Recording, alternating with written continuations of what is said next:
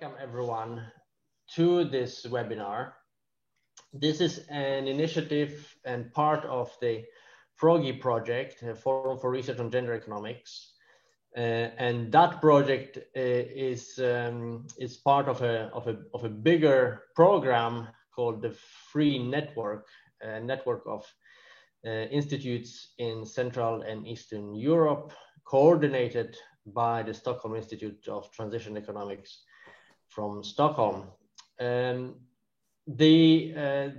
webinar is one of a series of meetings, initiatives organized as part of the network's activities. And I'm very happy to welcome the speakers for the next 2 days, the discussants. Welcome to all those who signed up and who joined us online. We're still meeting online. I was hoping that we would be able to do a hybrid format for this workshop, but it hasn't happened yet. I hope that the next one will be already possible to organize in a way that at least some of us will be able to meet. The format for the presentations and for the discussions is the following. The session this morning and tomorrow will follow a standard seminar format of about 30 minutes presentation, 5 minutes discussion by a session in the afternoon today focused on COVID, where the sequence will be slightly different. We'll have 4 slightly shorter presentations and then an open discussion right after that. Last year, what we organized at the end of the workshop was a joint session with all presenters and discussants, and we thought we would do the same this year, as it worked out quite well. It's a session where presenters can either address some comments from discussants or address questions that are asked in the chat, and you cannot address those immediately after your presentation. So there will be a question and answer session at the end of the day tomorrow. So that's the plan. We've tried not to pack the program with too many papers. We've selected those that seemed the most interesting. So thank you very much once again for sending those in.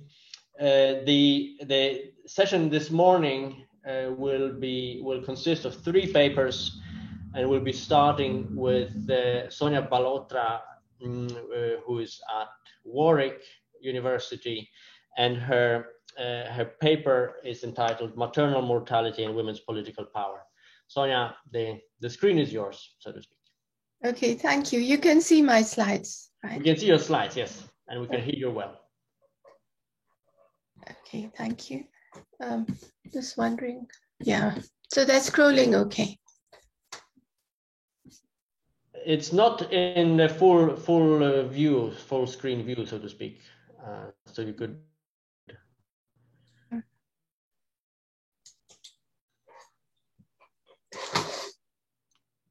We see it well, but it's not the full screen format. I'm just trying to see. That's better. This is good. Yeah. Okay. Okay. Go ahead. So this is joint work. Hello, thank you for inviting me. This is joint work with Damien, who's here today, Joseph Gomez and Athene Venkataramani. And I'm going to start by motivating the paper. A woman's lifetime risk of maternal death is 1 in 190 today. And you can see in the figures that follow the dramatic variation between rich and poor countries, it being about 1 in 45 in low-income countries, which is really high. There's no single cause of death or disability for men in that reproductive age group that comes close to maternal death. And although there is this striking difference in maternal mortality rates by the level of income of the country, there's considerable variation in maternal mortality levels, as well as rates of decline, conditional upon income. And this is what we want to focus on. It's known that skilled care available before, during, and after childbirth can prevent about 75% of maternal deaths. This picture illustrates to you how we have in history, in the left panel is history. The dates start in 1900, and you see that roughly in 1937, coincident with the arrival of antibiotics, there's a sharp drop in maternal mortality in richer countries. That's the United States and Finland. But moving on an entire century, you have very similar rates today in sub-Saharan Africa, 100 years after the innovation of antibiotics, as you had in about 1900 in today's richer countries. And the average, the world average, which is this purple line, is actually still quite elevated if you look, if you compare with history. So the situation is a puzzle and an embarrassment to the global health community. So we just backtrack and ask what the problem is. Could it be a resource problem? Would pursuing economic development in these poorer countries resolve the problem? We think not, because access to the key services that are proximately related to reducing maternal mortality is actually quite low cost. And the main reason for this is that the wages of midwives, nurses, midwives and nurses primarily, are very low in many poor countries. Even the costs of training, say a midwife, are quite low. We think it's not primarily resources. It's also not know-how, as it clearly was in history, because in history, when the know-how, the technology for addressing MMR arrived, then there were sharp declines. So we think it's possibly barriers to adoption of know-how. And our hypothesis, clearly it's not the only reason, but we're interested in testing the hypothesis that policymakers are primarily male and they simply don't prioritize this female-specific condition. I won't read this to you, but there is an interesting story of a Jewish person, a woman, who wanted to be literate, and she had to dress up as a man in order to achieve that basic education. So to summarize the motivation, there's large variation in maternal mortality, conditional on income, even today. We did some more work on whether it's income by looking at graphs of life expectancy for men and women and so on. It seems on balance that neither cost nor technology are major barriers, but rather that policy prioritization is. So then the answer to this problem might be to raise the share of women in policy making. Why would this make a difference, or how could it make a difference? On account of women having stronger preferences over reducing MMR, but possibly also because they're more efficacious, having better information on levels of MMR and on treatments. You might ask whether you need women in power, or it's just enough to have a progressive realization of women's rights. And for now, our response to that is that by putting women in power, you give them the instruments for action. Whereas if you simply have social change, where, for example, men and women in society start to see the importance of gender equality, that does help. It helps on the sort of demand side, but it can't quickly result in the creation of, say, reproductive health facilities. So just to provide a stylized, broad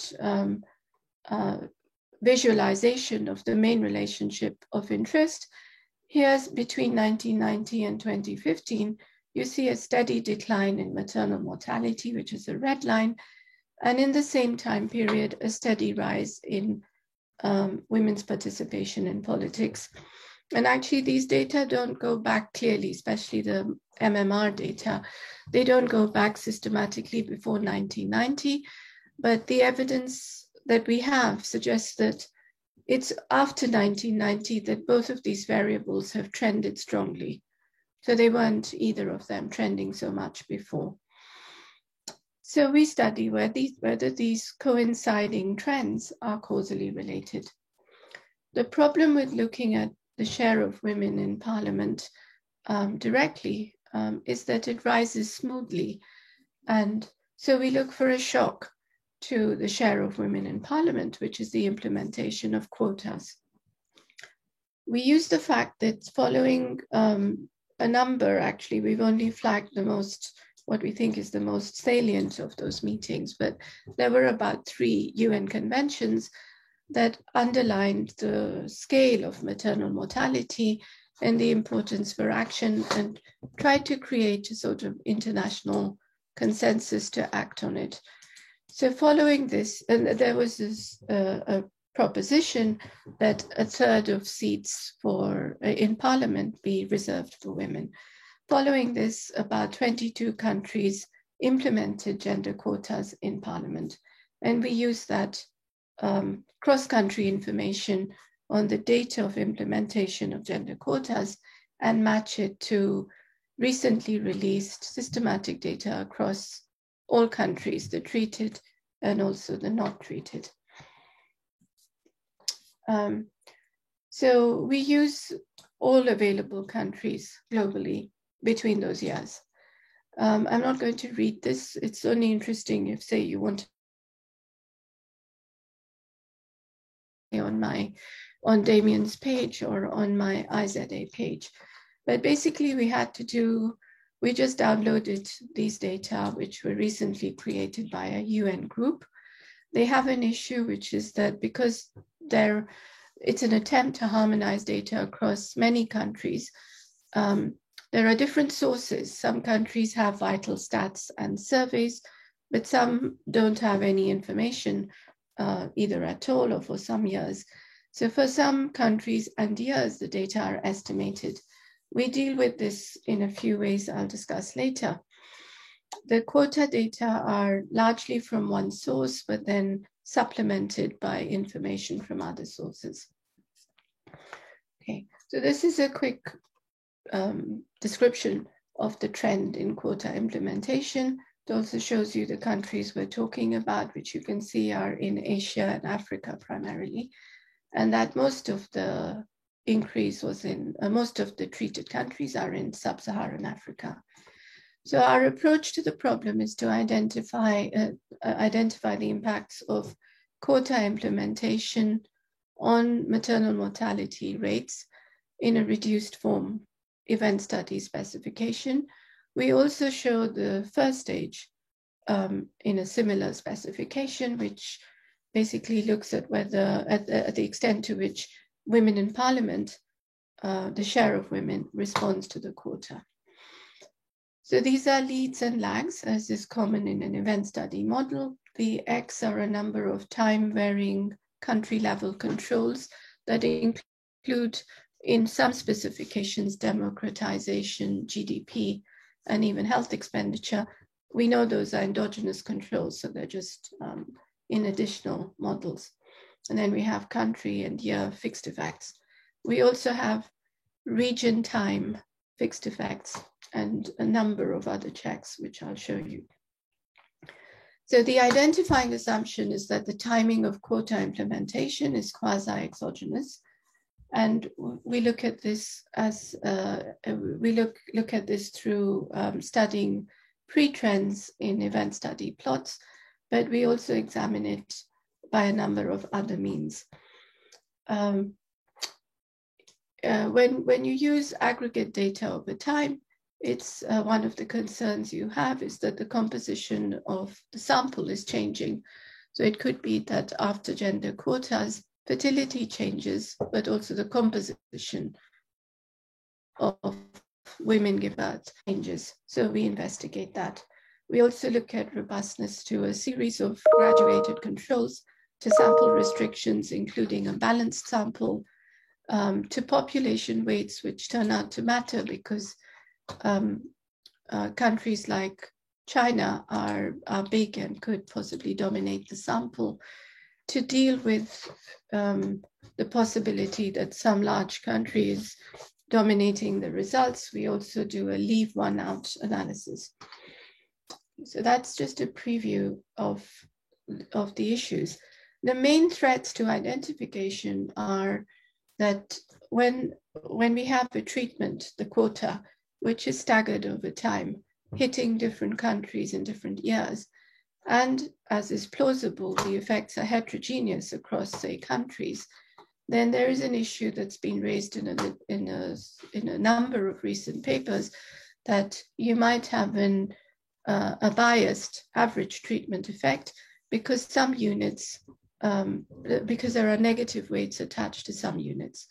So we implement the D. Chase-Martin and D. Houtefull estimator to address this problem. We also do a couple of other checks, which include using synthetic matched controls drawn from the subregion, and I'll say that next. So we allow for treatment effect heterogeneity and estimate unbiased dynamic effects. We worry about dynamic selection into treatment, which basically refers to the possibility that countries that later went on to implement quotas were already experiencing declining MMR or experiencing changes in some of the predictors that might push MMR down, but also push quotas into action. So in addition to looking at pre-trends, we adjust for every predictor of quota uptake, both from the political science literature and from the sort of women's rights literature that we could find. Still, allowing that these controls may not be flexible enough, or that the pre-trends are not a sufficient test, we implement partial identification, which essentially involves estimating bounds on the parameters, on the dynamic effects, on the post-quota coefficients, allowing for the possibility that the trends are not parallel before the quota implementation. We then move the analysis to one particular country where previous research by Lakshmi Iyer and others shows that quota assignment was random across states. Also, we look at dose response estimates, which is essentially looking at whether the size of the quota, in other words, whether reserved seats of 20% have a larger effect than, say, reserved seats of 5%. And if you see, for example, dose response effects in the anticipated direction, this actually also speaks to identification, because if there was some unobserved trend that was driving our estimates, it's unlikely that unobserved trend would also step in line with steps in the size of the quota. Just looking at the time, okay. And then the third series of issues that we look at are the uncertainty in the MMR data. In other words, some of it is estimated. We allow for this in the inference. We then repeat the analysis, dropping those country and year observations that were estimated. And then in a third attack, we use survey data on maternal mortality rates that we estimate from the DHS microdata. So the main results. This shows you what you might think of as compliance, or the first stage.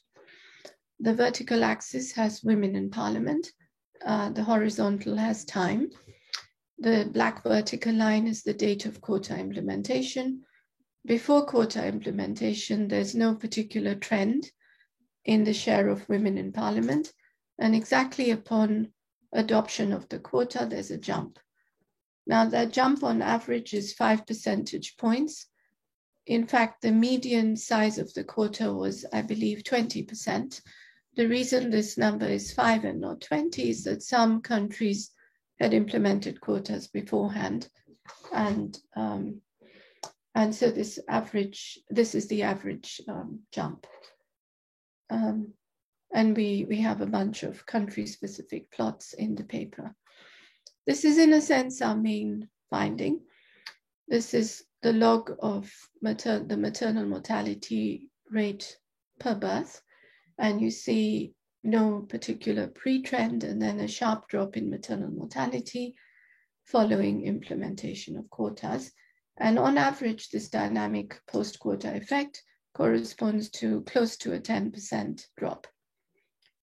Now, this drop is large in the sense that using the same sample and a crude sort of OLS estimate of the impact of GDP on MMR, we estimate that achieving this drop would require about a 20% increase in GDP.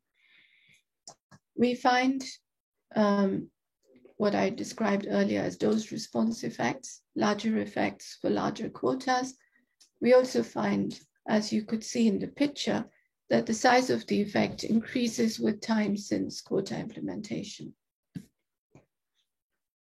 Now I start to show you a series of checks that I largely discussed before.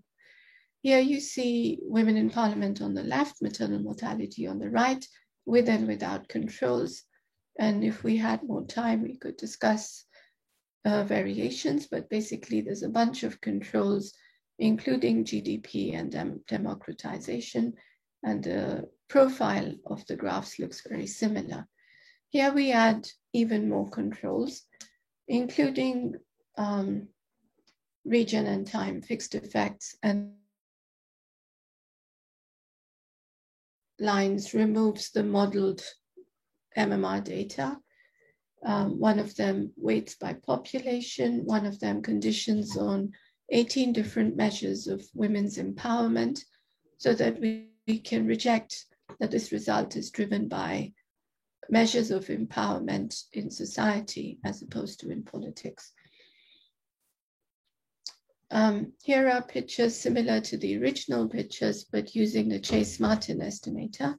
And you see that the broad pattern of results holds again. We took the dynamic effects in these pictures and averaged them, and they're here. I'm going to show you, I think, later that the dynamic effects averaged from the Chase-Martin estimator are broadly in line with the standard two-way fixed effects.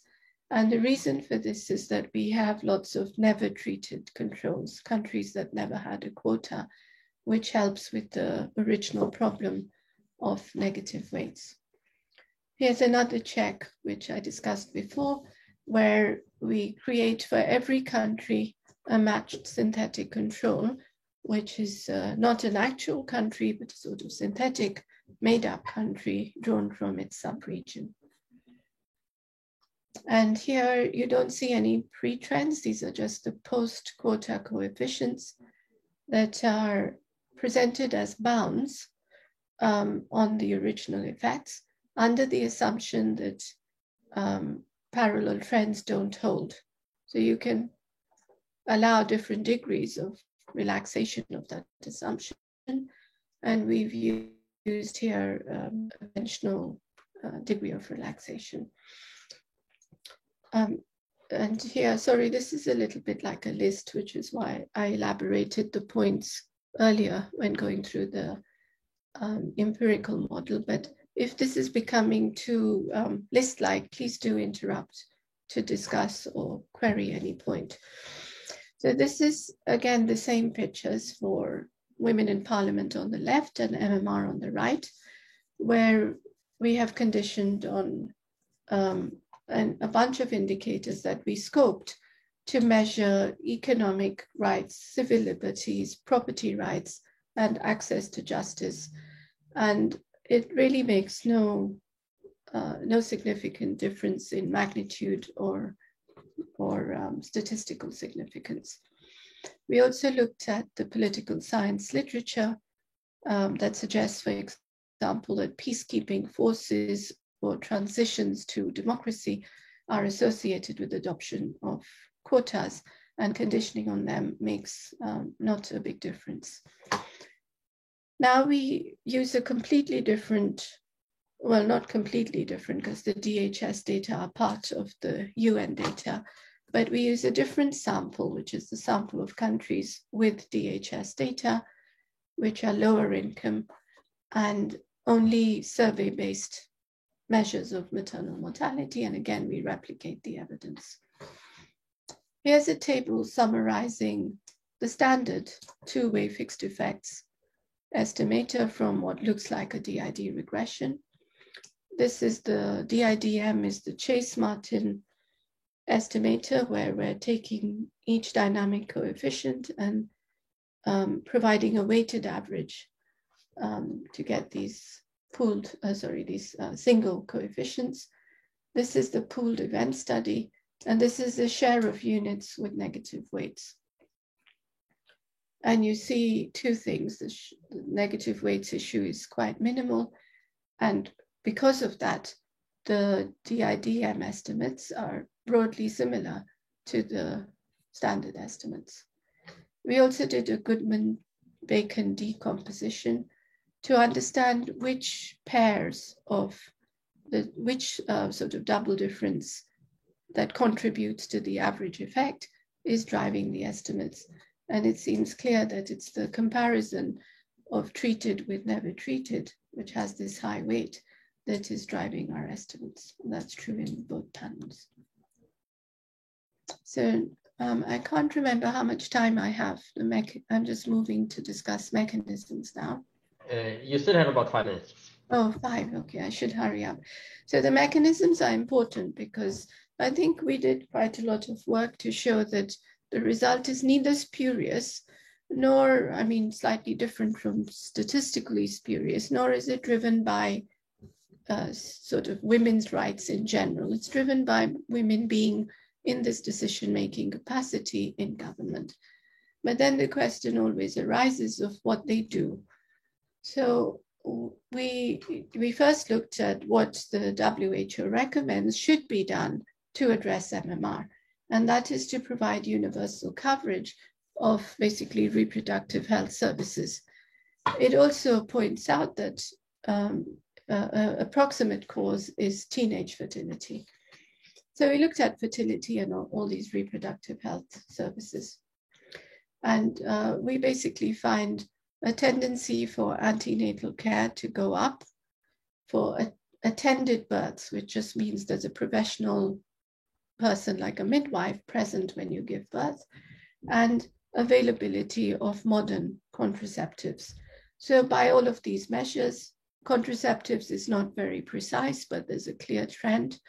By all of these measures, putting women in power expands access to reproductive health services, possibly because of availability of contraceptives. There's a decline in fertility. It's not on this page, but we also looked at the sort of demand side, which is education of young men and women. So we find that the share of women aged 15 to 19 that have an education goes up, and there's no similar increase in the share of men. And that could contribute to this decline, but it could also be the contraceptives. We see no precise change in teenage fertility, but there is a downward tendency. It's just not precise. Similarly, not precise, but an increase in birth spacing. So these are secondary outcomes based on stuff like contraceptives being available. And in the last panel, we show you the more sort of macro levers, which are the share of GDP spent on health, development assistance, basically overseas aid for maternal health, and GDP. There's absolutely no change in overseas aid or GDP, but there is a tendency for health expenditure to increase, which is more clear if we, so these are the same graphs, they're sort of cleaner, I think, on average with Chase-Martin. And here, if you look at this panel G in the bottom left, the honest DID estimator, which allows for relaxation of parallel trends, shows that after 2 periods, there's a precise increase in health expenditure. So I'm not going to, if I have 5 minutes, read through this, but I just want you to look at the sorts of data we had.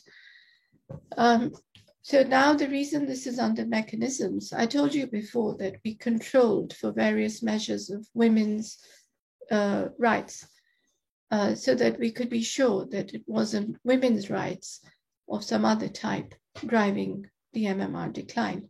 Now we look at those data again to see if maybe on the other hand, the implementation of quotas improves women's rights. Because if you implement a quota and then say women have more freedom or better property rights, that might influence their fertility, that might influence their access to health.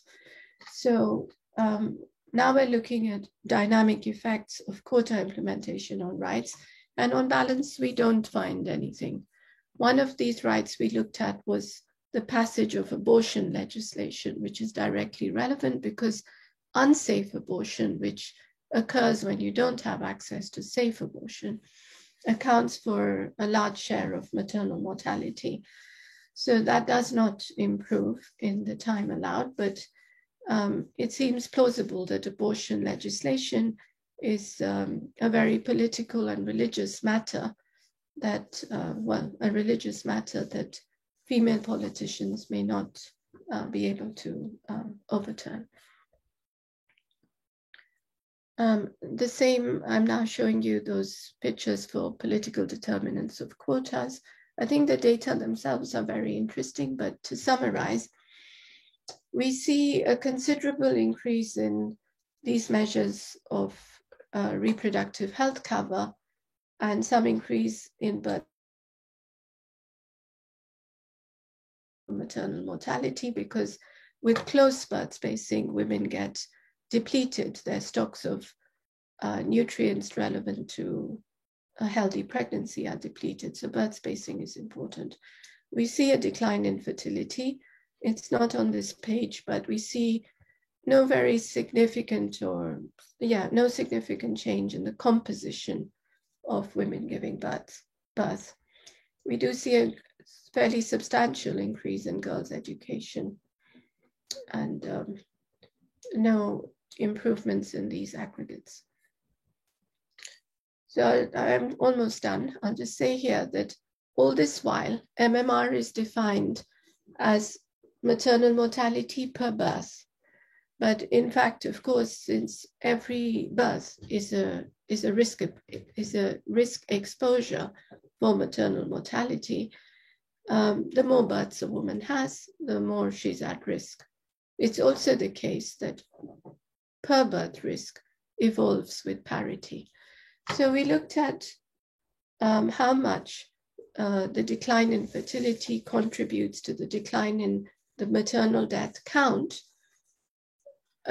conditional on MMR per birth. So that I'd call that a scale effect, which augments the direct effect on MMR per birth. And it appears that the scale effect is 43% of the total drop in the death count. So in fact, everything we've shown you so far is an underestimate of the impact of women in parliament on MMR. So you might ask, you may say, you've shown us that, say, education and reproductive health cover improve, but what are they actually doing? Are they just bringing in more resources? The evidence is a bit mixed because health expenditure goes up, but something must be going down because GDP didn't go up and aid for health didn't go up. So are women improving MMR at the cost of something else? We looked at tuberculosis as it's prevalent in these countries, and we looked at male mortality in the reproductive ages, which is a rough placebo or analog. And we find no evidence of trade-off. We don't see, similarly, infant mortality. We see no evidence that these outcomes deteriorate. So we had to think about where they could bring this additional benefit from.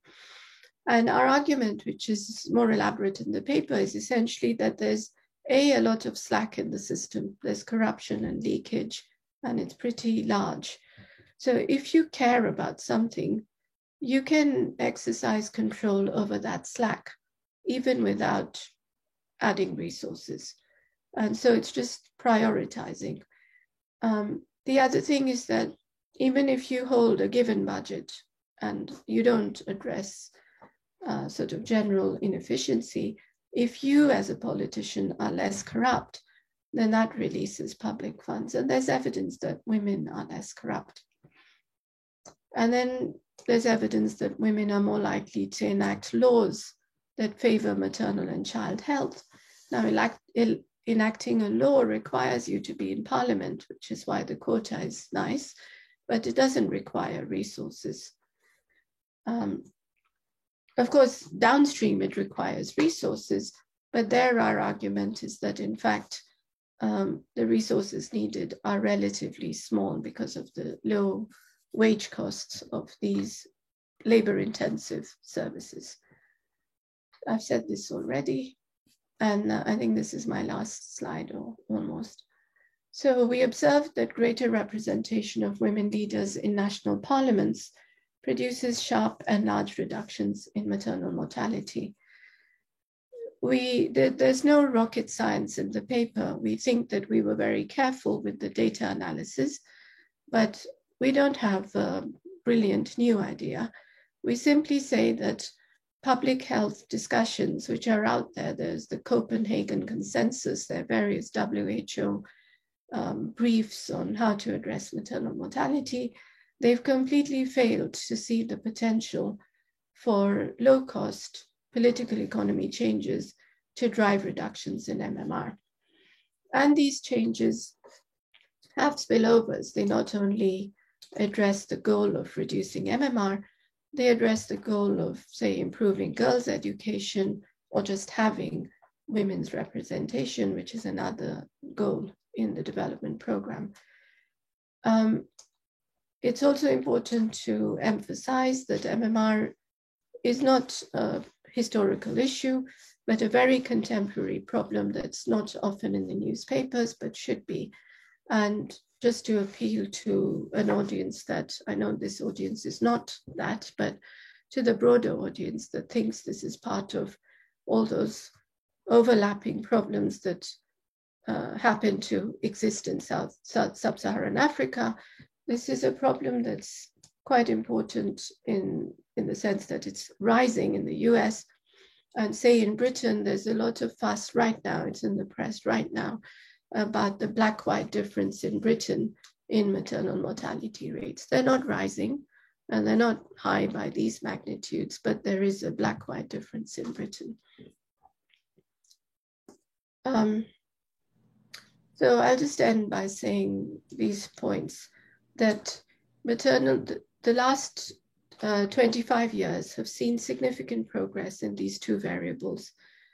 And although they've, like, maternal mortality's fallen 44%, close to 50%, the level is still very high. And similarly, women's share has increased a lot, more than it ever has, but it's low. So there's a lot of room for maneuver in both variables. And it's a sort of win-win situation. It's also a policy that's at scale. So I'll stop there. I don't know if I was... Great, thanks a lot, Sonia. This was a really fascinating topic and an excellent paper.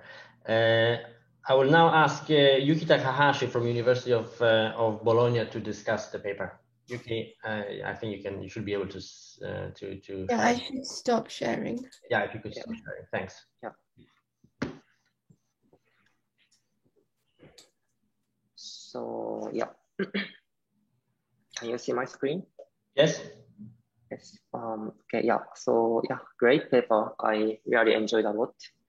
So let me skip summary because otherwise I couldn't have time.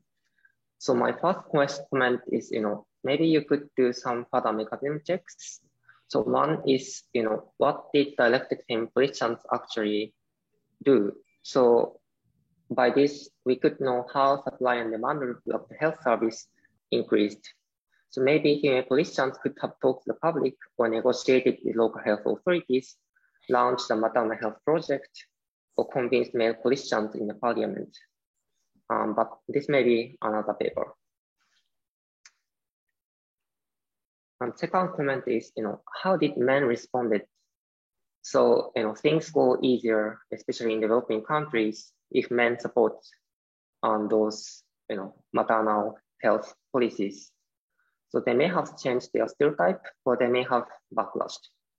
So maybe you could examine men's time to spend for household work, women's work time relative to men's work time during pregnancy, or something like that. But this could be another paper.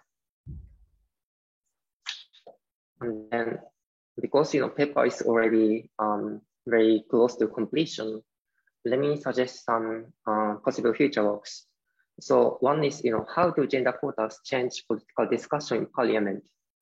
So by doing this, we could know what has actually changed in parliamentary discussions. So you could use natural language processing.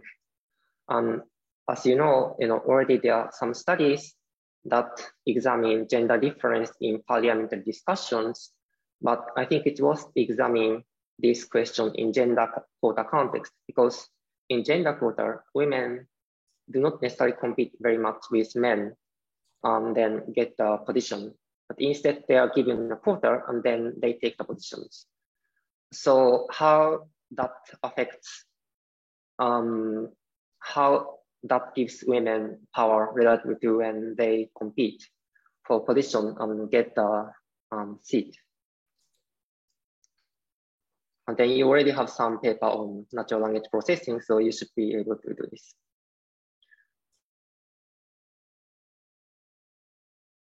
On violence against women. So again, violence against women, I mean, Damian will discuss about this issue, but it's another serious issue in OECD, developing and also OECD countries. And then of course, women has better information about this and of course can deal with it better. Maybe you can use, not parliamentary data, but maybe local quota data. Third question is, Sonia already raised this issue that, actually maternal mortality rate is increasing also in OECD countries. But, so maybe you could examine how gender quotas improve per household well-being in OECD countries. So that includes maternal mortality rate, malnutrition after birth, or just children's health. But for this, I have not familiar with, so there may have been studied already. And then let me briefly discuss other comments. So just to suggest you, these two papers are somewhat related but not cited. So maybe you may want to cite it. And then other comment is, I just wondered, this is just my question, but why quota increased, late in women's schooling just in 2 to 4 years? To me, it seems very soon, but it may be not, just to bring you attention. And then quota also, this is robust, the result is robust, but quota also increased, men's schooling. So I'm curious how it happened. And then let me skip the fourth point. And then the last point is, this may have been dealt with other DID techniques, but when number of clusters in treated unit is very low relative to number of control units, then sometimes OLS estimate do not converge to normal even if the sample is large. So you may want to try some randomization inference for robustness checks for your main results, just the 2 fixed effects regressions. Yeah, and then here's a reference. I'm happy to send the slides later. But overall, I really learned a lot, so this is a great paper. Thanks. Thank you, Yuki. That's really helpful. Just on your last point with the reference to Hansen, We did do one check where we dropped all high-income countries. So that would have made the N in the control group much more similar to the N group. And the results were very robust to that. But it's something that we should think about more in terms of the fundamentals. I see. Okay. Thanks, Sonia. Thanks, Yuki. We will come back to the discussion of the paper tomorrow in the open discussion at the end of the workshop. So maybe Sonia will have some more comments on the discussion. And now we will move on to the second paper, and Yuki will stay on. The paper is entitled "Gender Differences in the Cost of Corrections in Group Work." It's Yuki Takahashi from Bologna, and this paper will be then in turn discussed by Sonia. So the screen is yours. Yeah. Okay. So thank you very much for having me. It's a great pleasure to present my paper. This is still preliminary, so I welcome any comments. So let me explain motivation. So receiving correction from colleagues is important. So imagine your research process. So to really do good research, our colleagues' feedback is essential. But we sometimes take colleagues' code corrections personally and react emotionally. So imagine someone points out a flaw in your paper's identification assumption, for which you spent several years. But this emotional reaction is very costly for a person who corrects us, because collaboration is very important for career success. As you see Sonia's paper, there are many co-authors. So actually, in economics profession, it is increasingly popular that we write paper together. So just to illustrate, suppose there are two assistant professors, one with several collaboration work, and the other without many collaboration work. Then 6 years later on, when they face tenure evaluation, it is clear that the former assistant professor are more likely to have better publication records, are more likely to get tenured. So it's important. So the question I'm asking in this paper is, how does being corrected by others in a group affects one's willingness to collaborate with those people in later works or future? So this paper is related to three strands of literature. So one is organizational efficiency. So this literature shows that emotion matters in allocation of talent and also evaluation of others. So maybe response to corrections, another source of distortion. And the second strand of literature is gender difference in managerial style. So women and men have different managerial style. For example, men commit more cheap talk, so men exaggerate their past performance, while women undertake fewer layoffs, for example. So then maybe there is gender difference in response to corrections. And the third contribution is gender difference in strategic behavior. So women and men have different strategic behavior. So women retaliate more strategically, or women more successful in sustaining cooperation. So is there any gender difference in collaborator selections? And then I answer this question using a laboratory experiment, which consists of 3 parts. In part 3, the main part, and then they solve maximum 20 tasks in a pair. And this is the main source of earnings for participants. In experiment, typically we hire university students, undergraduate students, and let them play the puzzle, the game. So this is the main source of earning for undergraduate students. So the individual earnings depends on the joint performance, because this is a joint task. So not only our own performance matters, but also our partners, collaborators' performance matters. So this incentivizes students or participants to choose as good participant as possible, and that's what they do in part 2. So they are randomly, in part 2, they are randomly paired with 7 other participants in the same session, and they solve one task together with each of them. And then while they are solving this task, they observe their ability, and maybe they receive correction, and they also observe the gender. And then after they solve this task, they state in private whether they were willing to collaborate with this person in part 3.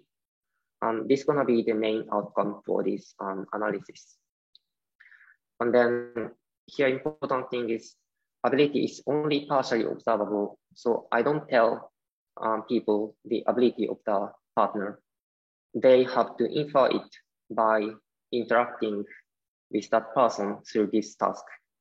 So which means correction can potentially signal ability. And then matching is based on popular papers. So I think this algorithm is incentive compatible. And in part 1, participants practice the task individually, but I give them small incentives, so I also measure their individual ability here. And then as a joint task, I use this puzzle. So some of you may be familiar with this puzzle. So basically, you have to slide these tiles so that 1 comes here, 2 comes here, 3 comes here, 4, 5, 6, 8, 7, 8, and empty. And then the rule is that you can only move tiles next to the empty cells. So in this case, you can only move 8 down or 4 left. But this person has a twist here so that we play this puzzle in a pair. So in this case, in this example, suppose I'm playing this puzzle, and then my partner is a person called Valeria. And then this is my turn. So I move either 8 down or 4 left. Then after I make one move, then after Valeria make one move, then I can make my move. So we move one tile in turn until we reach the solution or until time is up. Time limit is 2 minutes. So I use this task because of this task has nice mathematical property. So remember, participants play this puzzle 7 times with different people. So it is a problem if the puzzle difficulty is different across 7 meetings. But I can keep difficulty the same across different puzzles. And that's the great things. And then I can also classify each move as either good move or bad move. And then from there, I can derive individual contribution to this group task. And then I define correction as reversing others' move. So if I move 8 down, and then Valeria move 8 up immediately after my move, then I consider Valeria corrected me. And then because each move is either good or bad, each correction is also either good or bad. Can I ask you a clarifying question? Yes. So is there only, at any point in time, is there only one correct way of proceeding? Or are there multiple ways? It's related to whether the correction is good or bad. Is that unambiguous? Right. So there can be multiple good corrections, multiple good moves, and multiple bad moves. But the maximum, so here there's only one correct move, one good move, one bad move. And then if, in other specification, you may have 2 correct good moves and 1 bad move, 2 bad moves, 1 good moves. But there is no neutral moves. Does that answer your question? Yeah, so and it's related to what you say below, that the quality of each move is only partially observable. You mean to the pair. So I guess in the pair, is it true that neither of them really knows whether the move is a good move, because it's dynamic, because I may move the tile a certain way. And if I was doing it alone, I might have a a full picture of my path in front of me. But because I don't know what my partner's going to do, I could move. Yeah, but this is why if the dynamic part is a unique part, then it's easier to say what's good and bad. But if there are multiple parts, and my move may not be a good move because of what you do, I'm not sure how I would know what the mistake is and how I might feel bad or good when you correct it. So at each configuration, at each state of the puzzle, there is good and bad moves. But there is never the case. So, suppose, okay, if after I move, I take good move, there can be multiple good moves and multiple bad moves. But in the best, at any configuration, the only strategy you should take is to take good move, because that makes the puzzle closer to the solution. If you take bad move, then it makes puzzle farther away from the solution. So I think you're thinking about strategic difference, but so the only strategy is to make a good move here. Otherwise, you will take more time or you may complicate the puzzle. Does that answer questions? So more important to your purpose, is it clear to me when you correct me if I had a mistake or if I was right? How do we know whether the correction is a useful correction or not? So you can just infer from. Maybe you can calculate each pass, or you can imagine whether it's a good or bad. Okay. Maybe I'll explain a bit later, but yeah. So yeah. So here's a puzzle level summary. So basically, because partner collaborator selection is observable only at each puzzle level. So I aggregate move level summary at move data to puzzle level at each puzzle. And then basically, so there are about 15 to 16 corrections. Here's a female players, and this is male players. And they receive about 16 to 15% of the time they receive corrections, of which 11% to 10% are good correction, so correction or mistake. And about 5% are correction right move, so good bad correction. And then about 71 to 72% of the time they say they are willing to collaborate, and then they spend on average 43 seconds out of 120 seconds. And then total move is about 11 out of 8. And then 85% of the time they solve the puzzle. So here's a balance. Yuki, if I may, I understand that there is, you can sort of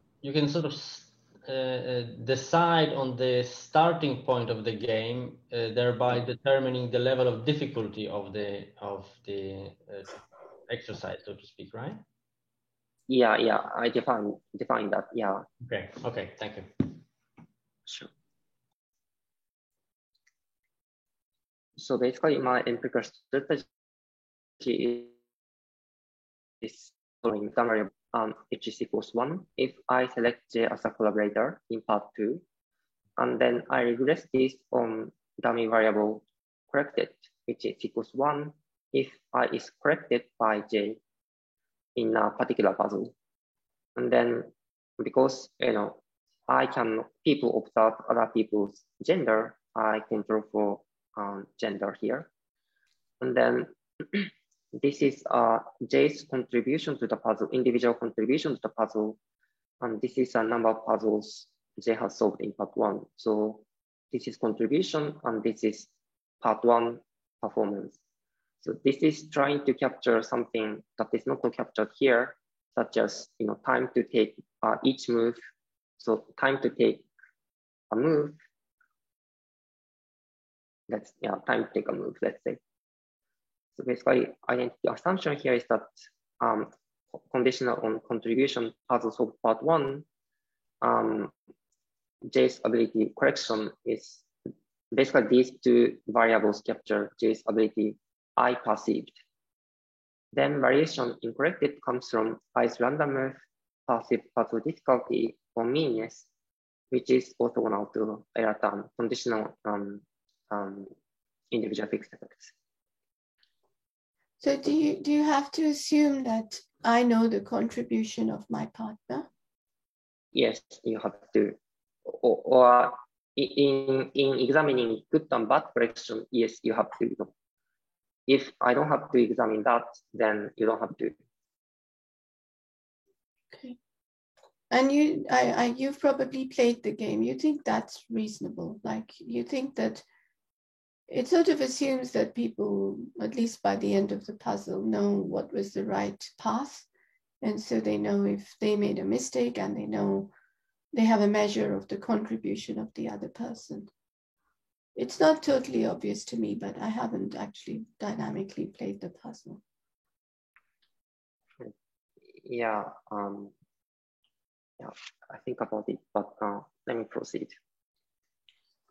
So yeah, basically, based on the part one ability, I basically match up people with similar ability. So actually, 70% of the times people contributed the same way, equally. So just to facilitate interpretation of the results, let me ask 3 questions. So does move quality matter? So this, I think, related to Sonia's questions. And then how does being corrected affect willingness to collaborate? And then is there any gender difference in response to being corrected? So here's the regression results of the equation. So basically in odd columns, I don't have any contribution control. And then in even columns, I have contribution control. So when you compare column 1 and column 2, you see our adjusted R-squared jumped up like about 25%. I mean, of course, adjusted R-squared is not the proper good test measure, but this says that outcome variation, 25% of outcome variation is explained by these contribution measures. I elaborate this claim a bit more later. But now let's look at correction after controlling for contribution. So now for both women and men, receiving correction reduces willingness to collaborate by about 20%. And then actually women respond a bit more negatively. So now I split this correction into good correction, which is a correctional mistake, and bad correction, which is a correctional right move. So here's the results. And then if you look at again, so in odd column, we don't have any contribution control, but in even columns, I have contribution control. And then sample is like everyone here, and this is women only, and this is men only. And then, so if you do not control for partner contribution, actually people correctly respond that correction right move. So bad correction is really bad. So they respond pretty negatively to it. So they are really less willing to work with people who made a bad correction. And after controlling for that, that will be much smaller. This is another evidence that people actually observe the notion of good and bad move. And then let's focus on only even columns. So this is a correctional mistake, which is a good correction, but people still respond negatively to good correction, both for women and men. But what's interesting here is that this is a correctional bad move. So we should react negatively to this. We should react negatively to this correction, and then women respond negatively, but men don't. And men, of course, men do respond negatively, if we do not control for contribution, but so men understand the notion of good and bad moves, but after control for contribution, men do not respond so negatively to bad correction. And then these are sanity checks. So basically, to answer the questions, so yes, move quality matters. Basically, the main determinant of willingness to collaborate is contribution to the task. And then how does being corrected affect willingness to collaborate? People are less willing to collaborate with the person who has corrected their moves. And then is there any gender difference in response to being corrected? And then answer is yes. So women are less willing to collaborate with the person who has corrected their moves in general, any kind of moves. But men mostly less willing to collaborate with the person who has corrected their mistakes. So, but negative response is not necessarily rational because we cannot fully observe move quality. So we may have simply interpreted correction as a signal of lawability. And this is because when we make a move, we are likely to believe that our move is correct. But if it is rational, then we should observe high ability people respond less negatively to correction of their mistake because correction of mistake signals high ability, and then high ability people can better observe move quality. And then more negative to correction their right moves, which signals lawability. So let's break it. So this is a regression with all the controls. Here's women, and this is men. And then blue line is high ability people. High ability people is those people who have solved above median number of puzzles in practice round. And then low ability is otherwise. And then green is low ability people. So when we look at the question estimate on correction of mistake and also correction right move, women response is not so different between high and low ability people, high and low ability. But when we look at men, for correction right move is not so different. But when we look at the correction mistake, after high ability men respond more negatively to good correction mistake. So this is against the rationality. So the negative response is purely irrational for at least men. And then last thing I want to ask is, does the gender of the corrector matters? So do we respond differently when corrected by women relative to corrected by men? And then here's a question estimate on correction, estimate on correctional mistake and correction right move. And then this is female decision makers. This is male decision makers. And then this is question estimate difference between when partner is female, so correction comes from women, compared to when correction comes to men. And if you look at women's response, actually there's no statistically significant difference. If anything, actually women respond less negatively to women's correction. If you look at men, so actually men, again, this is not statistically significant, but there's some, this is a bit close to significance at 10% level.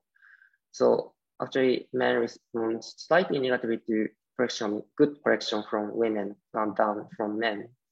But this is not statistically significant at even 10%. So no, I couldn't find any evidence that gender corrector matters.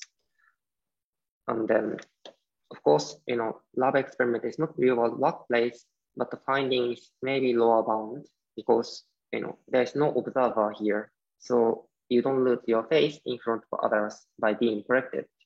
And the second reason is that emotional stake is much smaller in a puzzle compared to your research project for which you spend like several years.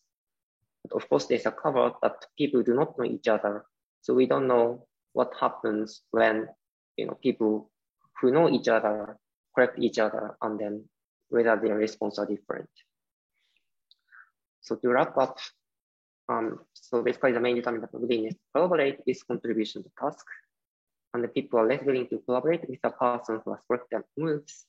And women are less willing to collaborate with a person who has corrected their moves in general, but men mostly less willing to collaborate with a person who has corrected their mistakes. And this is true especially for high-ability men, hinting that their irrationality is driving the results.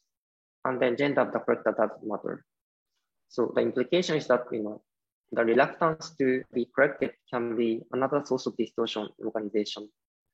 And second implication is that men's reluctance to being corrected for their mistakes could discourage workers to correct their male leaders. So basically, workers hard male leaders instead correct them. And then other evidence is that provide evidence that there is a gender difference in partners' willingness to collaborate after being corrected. That's all. So thank you very much. Thanks a lot. Thank you very much. That's fascinating. It's a fascinating experience. Now, at the risk of destroying your potential future collaboration, I'll now ask Sonia to comment on the paper. Okay, thank you very much. Am I muted? No. Hi, thank you, Yuki. I really enjoyed this paper. I think it's really interesting, and as your concluding slide said, related to a number of very topical research areas. It's carefully executed, it's nicely written, it's quite comprehensive. I thought of things on page 1, and I found that most things I thought of, Yuki had also thought of. So my remarks are a little bit about presentation and digging into what's going on, and a little bit about external validity, which of course is not a problem. It's just the more you can say about external validity, the better. So your main result is that the value of, and I think that everything is there in the paper. It's just a matter of how you present it and in which order and so on. So your main result is that people do value the productivity of the collaborator they choose, but then that's possibly slightly offset by what you might think of as a bias just being something other than the optimal choice created by the disutility.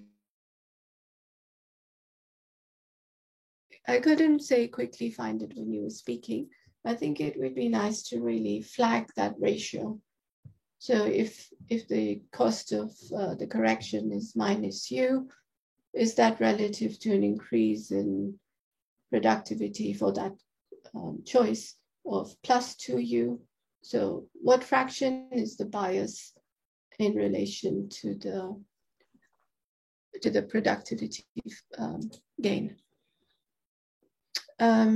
Then you emphasize this is again presentation, like if you read the abstract and the first page, what you emphasize in the gender difference in reactions is that women react to both, to being corrected for both mistakes and perceived mistakes that are not mistakes, and men don't. But I rather thought you should emphasize more. I think it's more first order to emphasize the size of the reaction to the mistake. Because in many settings, what we're really interested in is the ability to correct mistakes, like for managers or colleagues. It's useful to correct mistakes. So in a sense, I care more about the result for mistakes. And I think it was the case that women do react more even to being corrected for mistakes. But you never highlighted that. And if I understood that right, I think that's more, that's important to highlight.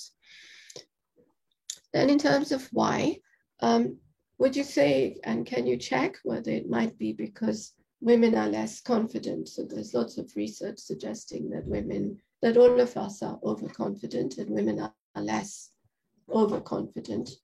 So I wondered if you could link this back to that. And then this information was there, but because you didn't flag it so much, I just wanted to check with you if the results are clean. I think I'm just asking a question about balance. So are these results clean of the rate at which men versus women make mistakes, and the rate at which men versus women receive corrections conditional on a mistake?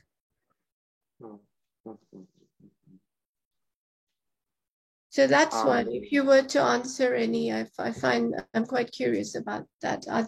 So I expect that the rate at which men versus women make mistakes or receive corrections on a mistake is different.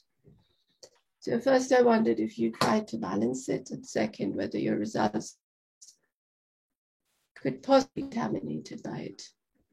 So, we still have a few minutes, so if you want to address these questions, go ahead, and then we might have a few more general questions. I have a few more things to say, but okay. if I keep going, then he might lose track of.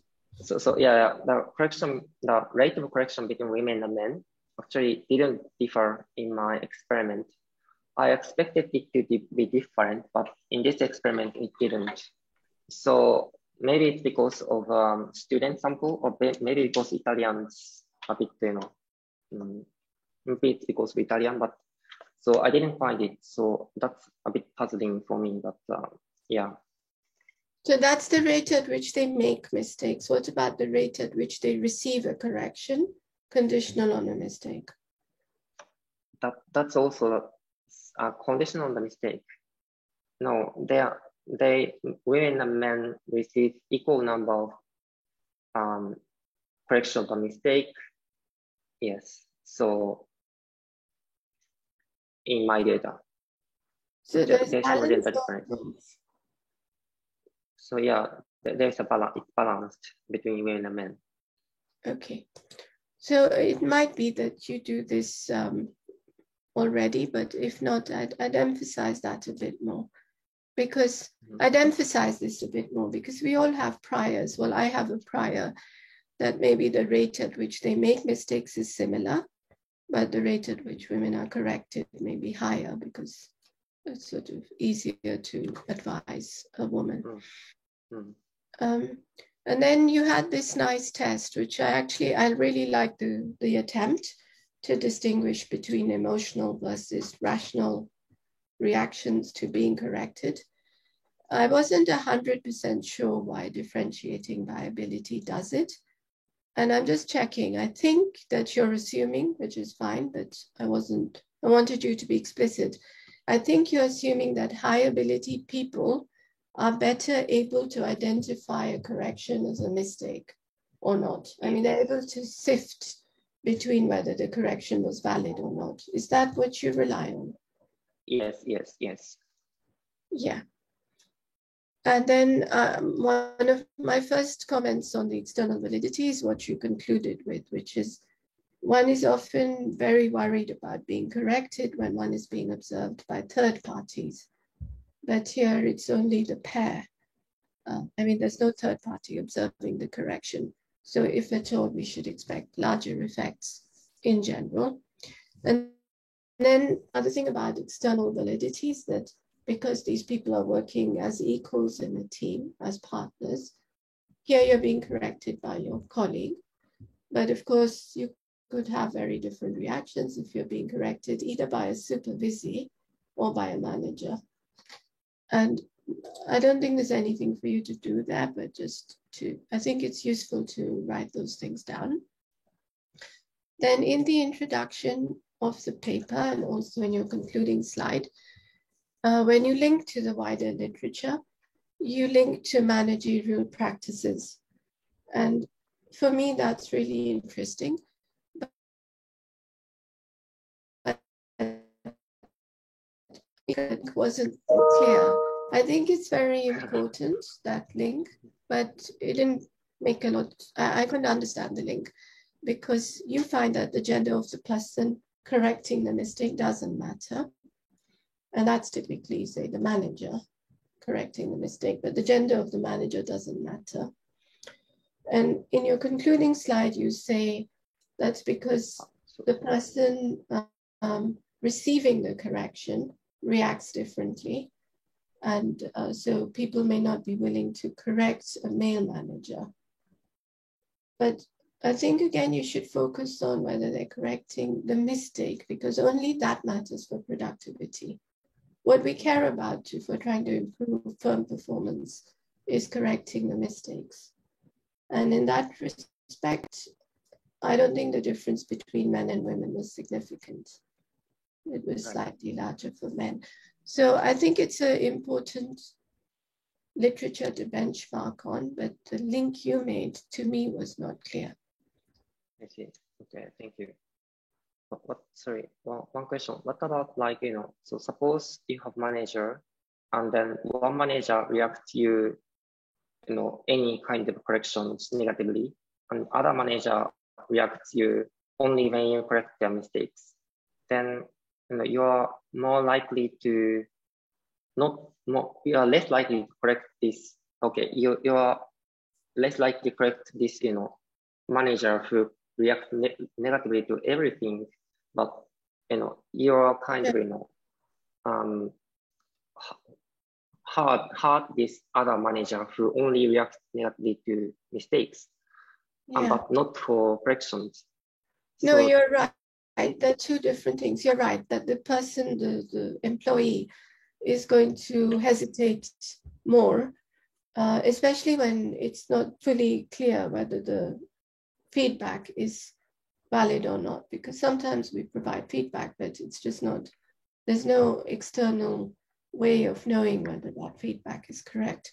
So you're right that the willingness to make the correction will be affected by whether they react to the valid and the invalid. But I think that two separate things. What I was saying was also that if we care about, I think it depends on when it's clear whether it's valid. If we care about just providing feedback, then that holds. But if we care about a situation where feedback's always provided and the reaction to mistakes is what's going to change productivity, then there's a slightly different, bigger reaction for receiving women, but it's not significantly different. I see. I see. I understand. Yeah. Thank you very much. Okay. But overall, I think it's a really novel and interesting paper where Yuki has explored lots of different dimensions, quite sophisticated. Thank you, Sonia, for these comments, and Yuki, thank you very much for your presentation in the paper. We still have a couple of minutes for questions if anyone wants to ask something urgently.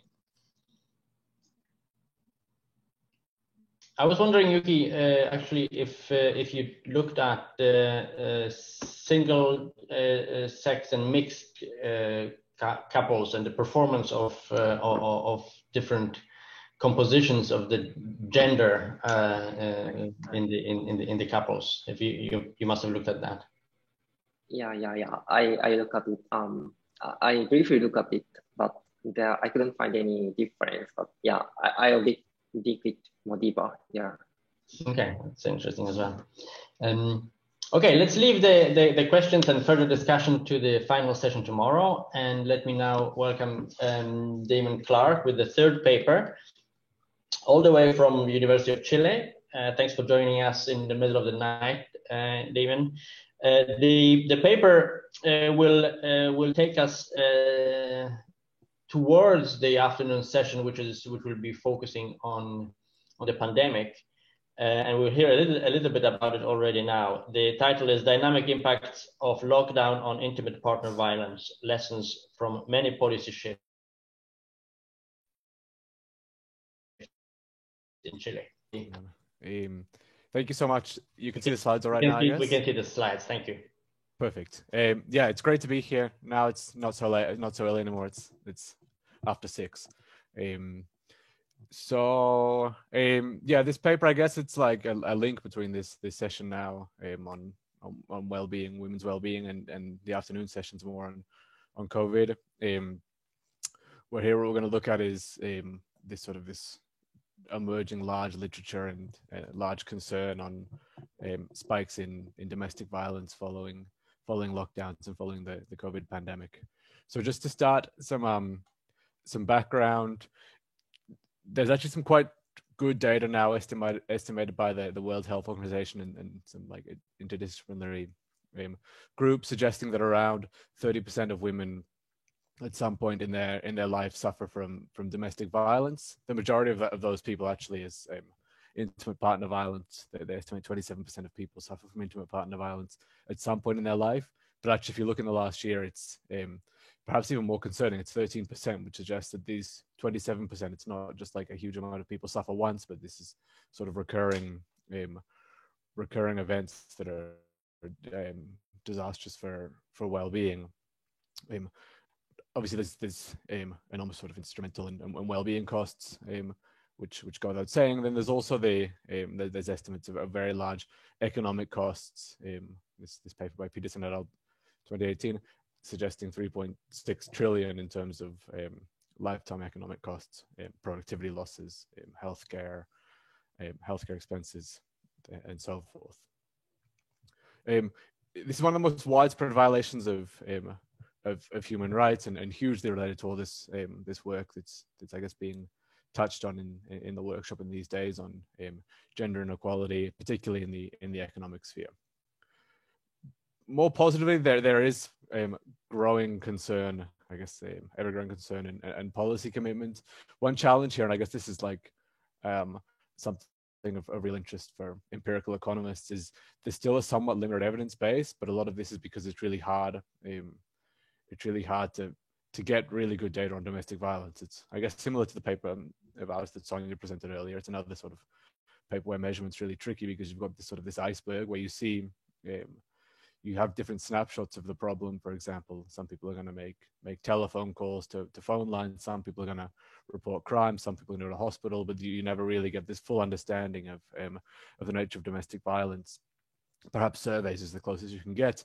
And without having this really good evidence base, it's hard for this policy commitment to be as effectively taken forward as it could be. So what we're going to do in this paper is use longitudinal administrative data from Chile. This is data which actually we've worked quite hard since the beginning of the pandemic to put together from a number of sources, where we think about measurement quite carefully. But as I say above, it's going to be capturing different aspects of the problem. Specifically, what we're going to do is go to this really well-known issue now, this shadow pandemic. This is actually quite early in the pandemic, like even before it arrived to lots of countries. There's press articles speaking of the shadow pandemic. There's things come out on social media and initially sort of emphasized a lot by NGOs that domestic violence was spiking, and this was happening across the world. So really early reports from China, but then other countries, it became pretty clear pretty fast that it was a systematic problem, where there's just this big surge seen in various different indicators. It's been covered by UN Women, but really many organizations. So this does suggest a common factor often with when there's some shared shock. Actually, the outcomes aren't so clear here. It's a common shock, which is COVID and related events, and then the outcome, a really big uptick in domestic violence. So potentially there is a common factor beyond COVID. Obviously, COVID's changed everything. So reduced form papers are going to be very tricky. But here we're going to look at lockdown in particular, because lockdown is sort of one of the most blunt policy measures that's been taken in many settings where we see these big increase in domestic violence. And then tying into literature, which I'll do in a little bit, there's key reasons to think why lockdown very recently increased domestic violence. So what we're going to do is estimate the impact of lockdown mandates on domestic violence. One of the key things I think this paper is going to offer is analyzing entry and exit from lockdowns. And just a little bit, I'll say why Chile is a good context for looking at this. But this exit, I think, is particularly relevant for lots of cases where there's still ongoing decisions to enter lockdowns, and then to see how much we can expect that these entries are going to be. We're going to show this fixed cost in terms of domestic violence, how much exit's going to eliminate those problems. We're going to estimate causal dynamic impacts to see how these things trace out over time with the length of quarantines. and we're also going to look at mechanisms. I think actually this is probably one of the key parts of the paper, which is what I'm going to most expand on today, time pending, to try and understand what's causing the uptick in domestic violence. Because as I said before, there's everything's changed in COVID, and it's really hard to know if sort of, I guess, what the literature suggests are key determinants still hold in the time of COVID and severe mobility restrictions. So we're going to look at mobility restrictions and job losses as particular mechanisms. We're going to analyze multiple domestic violence indicators, both incidents and reporting. And most of the data we're going to look at, it's administrative data, so it's coming from some sort of government reports or usage of service. At the municipality by month level, actually there's some sources where we're going to look at municipality by week and municipality by day. A very, very quick background: there's 346 municipalities in Chile, and here we're going to leverage the multiple different changes in lockdown policy. Really, this is what we're going to look at as sort of the first big wave of quarantine or lockdown. I say quarantine here because here for some reason they call it quarantine, whereas I think you can actually just map it to lockdown, which is what it's called in most other places.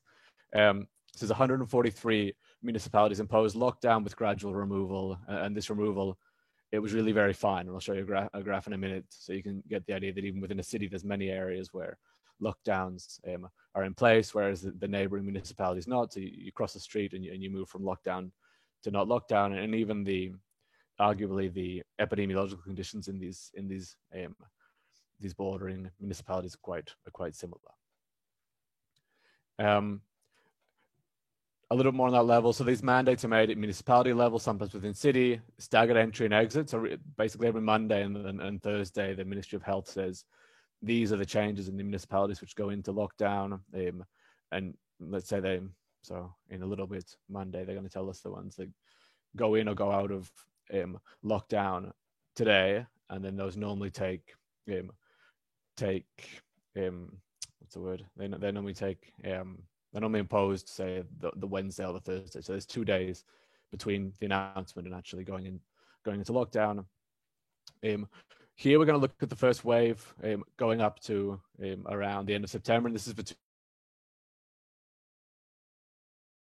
a cleaner comparison to see transitions. We can sort of isolate the times when municipalities have a maximum of 2 transitions, so they either never go in, they go in, go out, or they go in and stay in.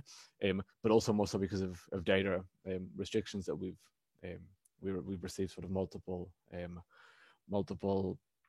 reports of data from various government organizations, and some of these have kept going. Some of them stopped at around September 2020. So we're going to principally focus on the first wave, which ended around late September. Or actually, basically the end of September is when we're going to look up to. Exit started in July. This was after sort of the really steep first wave dissipated. Mean duration is 2 months. So these are really long lockdowns. Minimum was a week, maximum 4.3 months, which is just a huge amount of time to be locked down. And I'll show that these do have real impacts on mobility and time people spend in their house.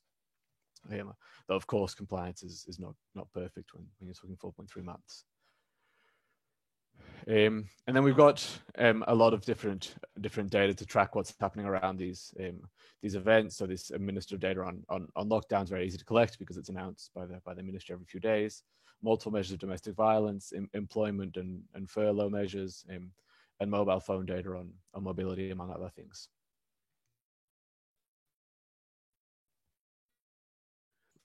Full screen.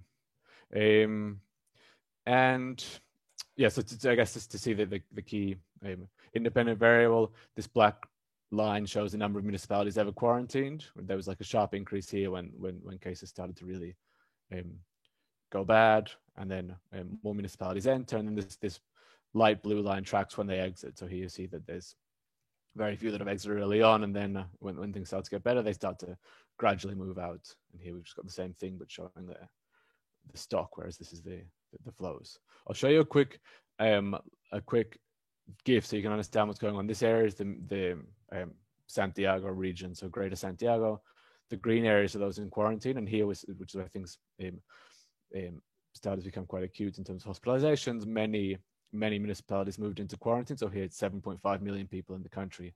Chile has 20 million people around.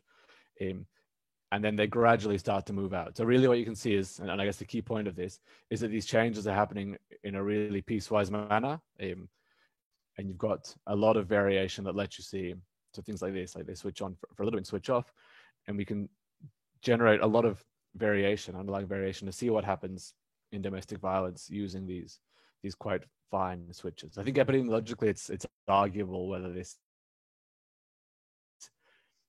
big impacts on COVID spread, but econometrically it's somewhat convenient.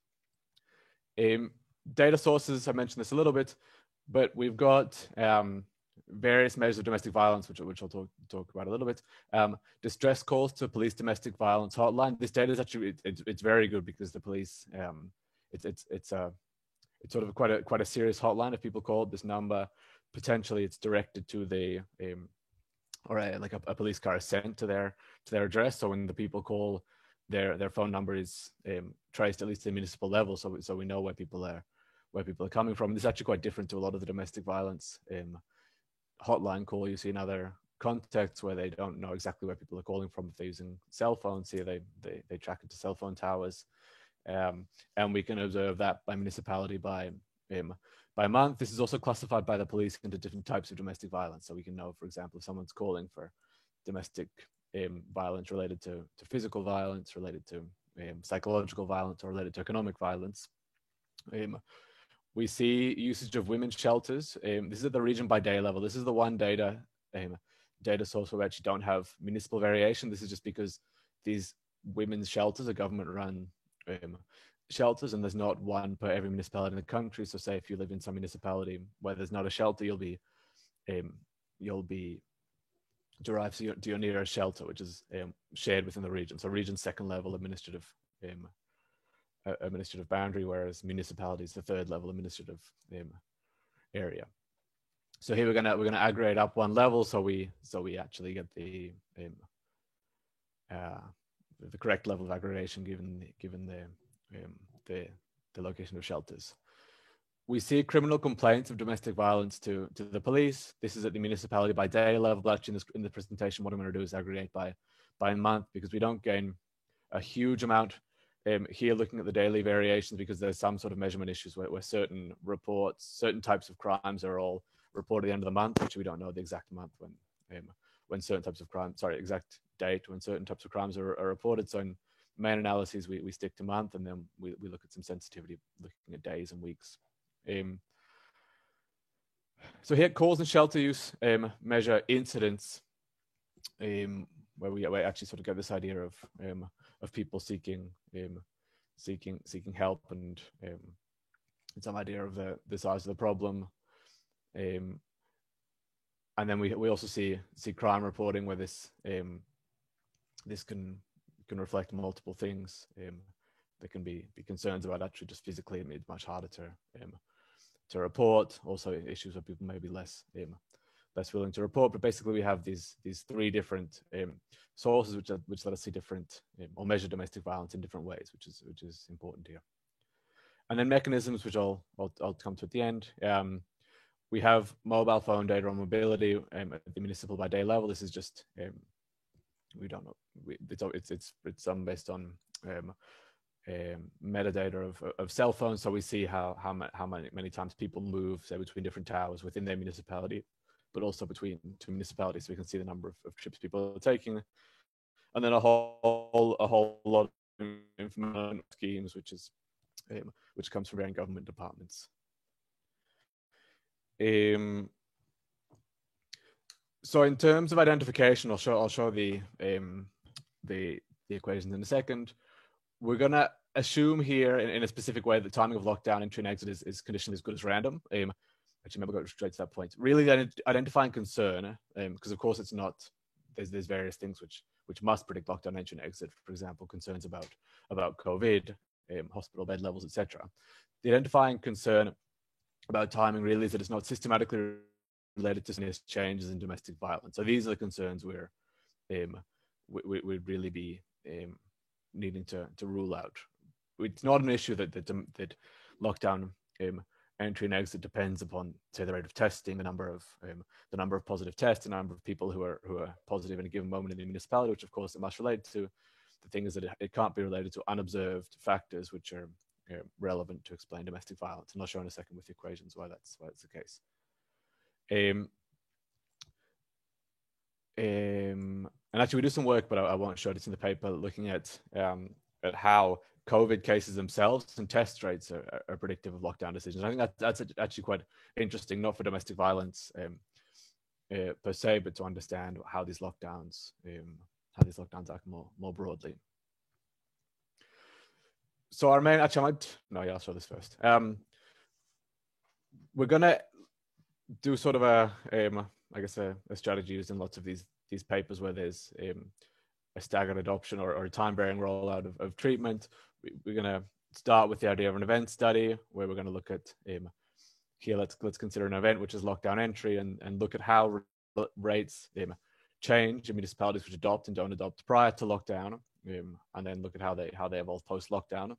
This is just a standard panel event study where we're going to capture all things that are fixed by municipality here, which we're calling subscript S, and time subscript T. So this is why we're going to capture any sort of systematic differences in domestic violence between municipalities and any general temporal increase over time in these fixed effects, which is why we're sort of particularly concerned about these unobservables. And we're going to estimate this for entry and for exit. In the case of entry, there's no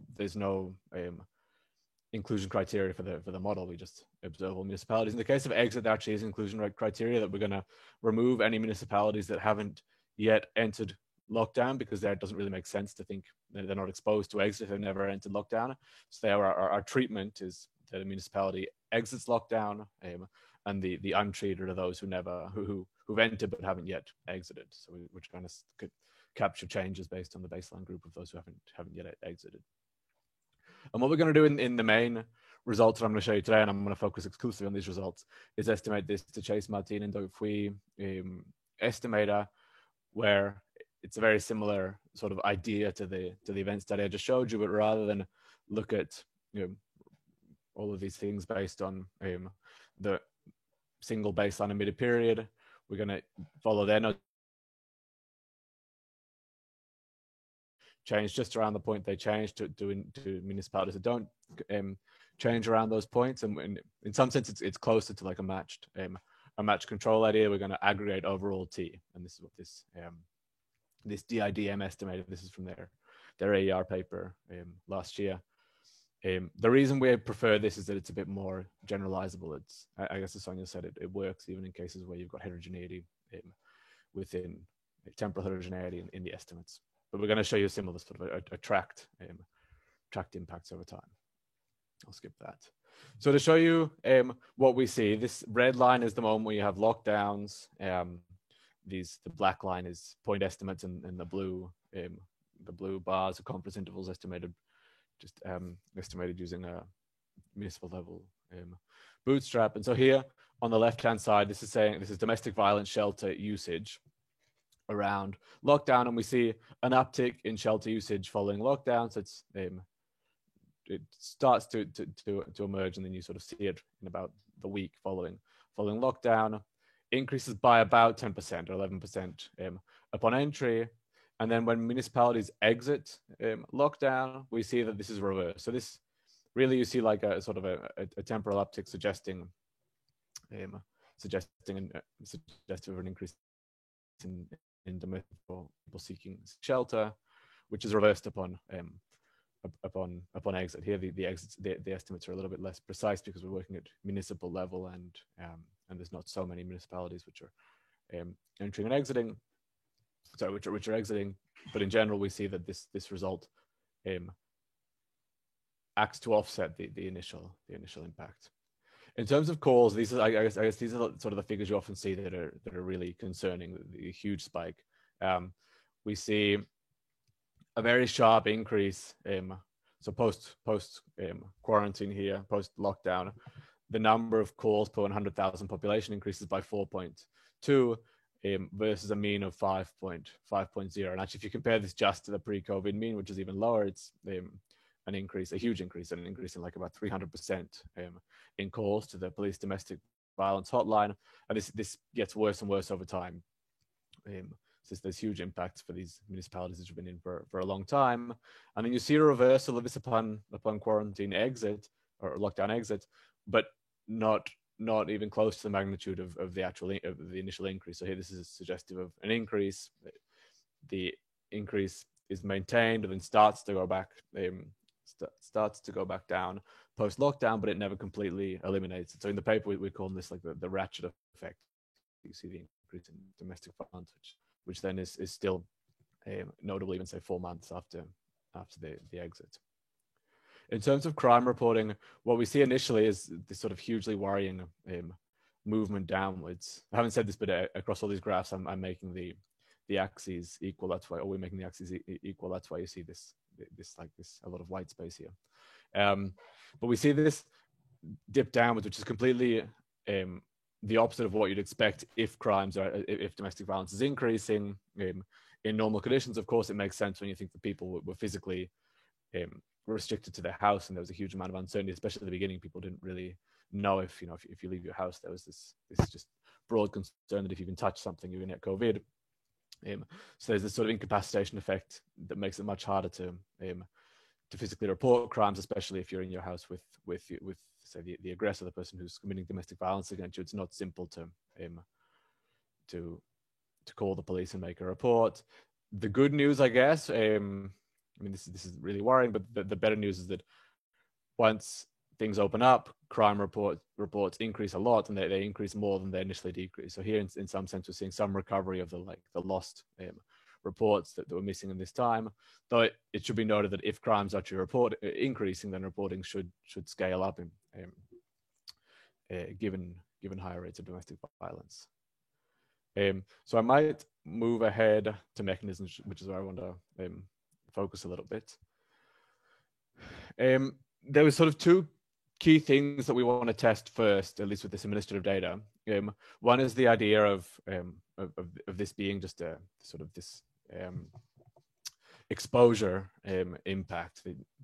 When you're locked down, you spend much more time with your partner in conditions which are much less optimal, and so there's this key idea that mobility can explain the increase in domestic violence. We see this very clearly. So here, what we're showing is mobility based on cell phone data around lockdown, and here actually things look more or less flat. There's some sort of these pre blips, I think, aren't that surprising because there's various patterns you see, like mobility decreases a lot on weekends, and so you sort of see these things here.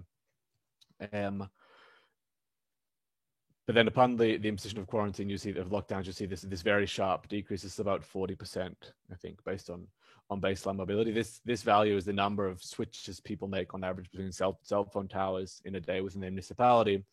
So it falls out 40%. One would expect, and I guess if you look at other contexts, it would be 100%, but in Chile it wasn't 100%. It was 40%. So like one obvious reason why it's not 100% is because say health workers go to work at hospitals. There's many people that were classified as essential workers and they were leaving, supermarket workers, etc. And even here, at least the nature of lockdown was that you're allowed initially, I think it was 3 different like passes which you could download offline per week, and that lets you go to the supermarket. So people were still going around, and it wasn't like the police were asking every person on the street to show them the pass. So there was some movement. It wasn't a 100% decrease, but anyway, we see lockdowns were effective initially. They lost effectiveness a lot of the time, so that after about 90 days, people were not yet at their baseline level, but then much closer to where they were pre-lockdown. At least they're calling it like quarantine fatigue, that they stopped becoming effective after some point. And we see there's this reversal upon exit. Here we see these these sort of spike downwards. This is because at first, at least, lockdowns were removed during the week. So between Monday and Friday, you were allowed to move around freely, but on weekends there was still lockdowns. And this is what we see in the data. So here it's clear that this could be an explanation because we see domestic violence increases around lockdowns, mobility falls. If we look at this descriptively, here we're gonna split this into areas which had big, large movements in mobility, medium movements in mobility, small movements in mobility. So this we can think of as like the municipality that lockdown was imposed, but people didn't really stick to it so much. And what we see is that at least in this call data, you see that the patterns are more aggravated in areas where lockdown was more rigidly respected, and we see similar patterns with crime reporting. So again, this is suggestive that the lockdowns do explain something of the changes we're seeing. Sorry, mobility, it can explain something. Where we do a lot more, and I think where we offer formal identification of this idea is looking at employment rates. So this graph shows the same thing: lockdowns, and what happens to formal employment rates. This is the people working in informal labor markets where we have really good administrative data on labor market outcomes. We see a sharp decline, particularly say in month 5. Some recovery post lockdown, but again, not the same recovery as a decline. I guess many places the recovery is far from complete still. Again, this is, I guess, what you need for lockdowns. Let's be more clear. For employment rates to explain what we're seeing, we need that lockdowns have an impact on employment, and 2, that employment has a direct impact on domestic violence. This is sort of what we need for there to be like a causal channel. There's lots of evidence. Even my co-author Sonia has papers on this. The impact of unemployment on domestic violence. So there is evidence from other literature, from other papers showing that this third impact exists. What we're going to do in this paper to try and, because we can show that lockdowns impact domestic violence. We can show that lockdowns impact economic circumstance. And what we want to do is estimate the impact of economic circumstance on domestic violence to see how much would we expect domestic violence to increase given the changes in employment from the COVID crisis. So what we're going to do there to try and close out this causal channel is implement a shift share instrument. And I'm not going to go through the full notation, but here the concern is that even say if we estimate the relationship between job loss and unemployment in this two-way fixed effect setting, we control for all municipal and time fixed effects, there's still concerns that employment's going to be an endogenous variable, so we can't necessarily just compare. We can't just compare domestic violence in areas with higher and lower job loss. What we're going to do is use baseline industry shares, the idea that some municipalities were much more exposed to the COVID crisis. So let's think of a municipality which has a large proportion of people working in the arts, where there was huge amounts of job loss, or a municipality where there was a large amount of people working in hospitality. These things were fixed at baseline, but we can use this baseline rate, which is arguably completely exogenous to the COVID, to the arrival of COVID, but has a big impact on what COVID does. We're going to use that to generate identification. And here I'll just quickly walk through this. But here, so we know from before that that lockdown impacts. So Damien, just to warn you, you've got about 4 minutes to. Okay. Perfect. I'm better than I thought. Then that's good. Thank you. So, all right, panel impact domestic violence. Here I'll show these just some the average values here. So let's say lockdown increases calls by 3.9 per 100,000 people, or decreases crime reporting by 4.2.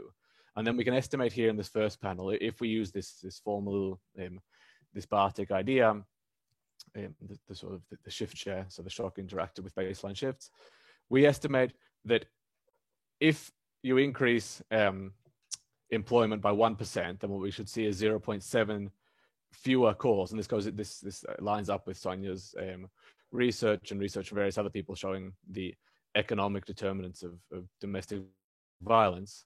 So here, if we say that a 1% increase in unemployment should increase calls by 0.73, what we observe is that calls increase by 4. Sorry, and what we estimated before on this slide was actually that lockdown only increased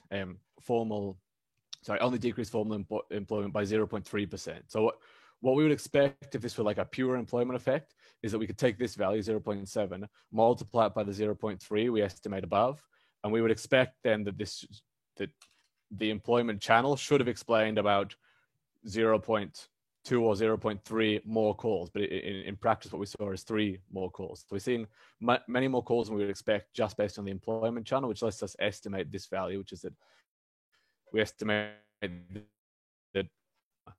that employment as a mechanism, at least formal employment, can explain 6.1% of the increase in domestic violence. This value, I don't know, it may sound low, but I think that's just not so low, because we're capturing employment in one very particular sense. That's employment in the formal labor market, because that's what we have in our good data. But then if you think that there's also unemployment happening in informal labor markets, there's also a huge increase in uncertainty in income, which is something we're not seeing here, then really the 6.1% is like potentially a considerable lower bound. So here we can say that employment has explained at least 6.1% of the increase in calls, which gives some sort of policy lever. If you can reduce the unemployment shock, then you'd expect at least 6.1% call in domestic violence when you measure as calls. So just to close, we're doing various things still. This paper, I mean, it's been going for over a year, but there's still a lot we want to understand about the long-term impacts of these lockdowns. We're going to look at pass identification methods to examine sensitivity selection into lockdown. Here, I think in general with these COVID papers, it's very hard to isolate all external causes. So there's I think one has to be somewhat humble with their methods and look at things like partial identification. This was a point made by Mansky and Malik Diani, I think is his co-author, a long time ago. We're looking into policy responses. So how can furlough and unemployment benefits, or can they soften this increase we saw on the previous slide? We have some data looking at what the government responses are, particularly in domestic violence. So, for example, how shelter spaces are reorganized, or how they're set up as a response to lockdown. Again, this is like another sort of direct policy response. It lets us look at what's happened with domestic violence. And finally, I think this is really the sort of the deepest way we can understand household behavior and the full scope of domestic violence changes.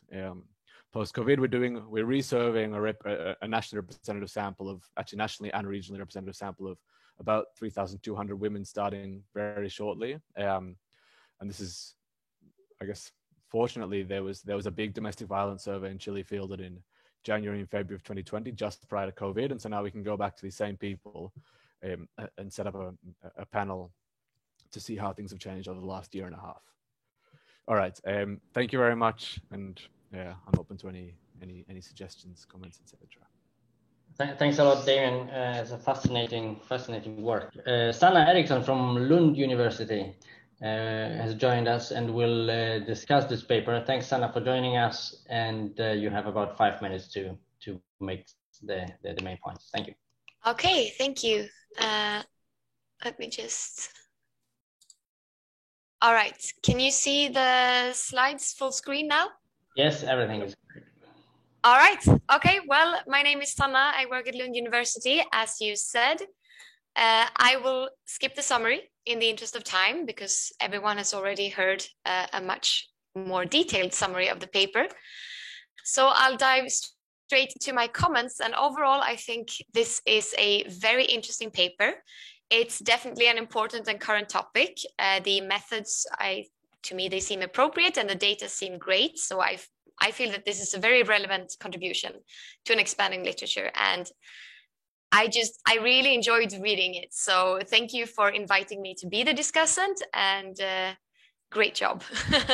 I look forward to seeing the next version as well. So I have a few comments and suggestions, but I know that you are also currently revising the paper. So if anything that I suggest is already done or no longer applicable, I mean, feel free to just ignore it. And I thought I would go through everything that I have, and then you can respond, Damien, afterwards if you have anything to respond to.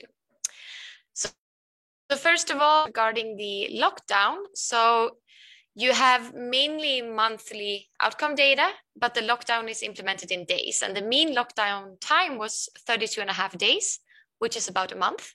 But they range from 6 days to 172 days, I think. So one thing that I thought about and that I wished would be a bit more clear in the paper is how you define this first month of lockdown. So basically the treatment. Is it the first month where all days are in lockdown, or is it the first month where one of the days are in lockdown? And related to that question, one thing that could be interesting to look at would then be the intensity of lockdown. So if you're in a month where only, say, 3 days are in lockdown, or if you're in a month where all of the days are in lockdown. So that's one thing that I thought about. Related to that, I would have liked to see some more discussion on why some municipalities implement lockdown or longer lockdowns.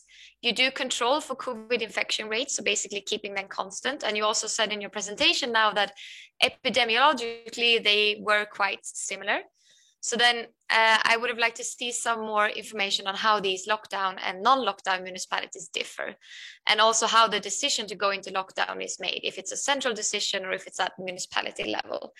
I think you said now at the presentation that it's at municipality level, but some more information would have been nice. You mentioned a figure XX in the paper, which I think will speak to this question, and I will get back to that as well. So yes, moving on. I can also send you these slides so you don't have to take the notes.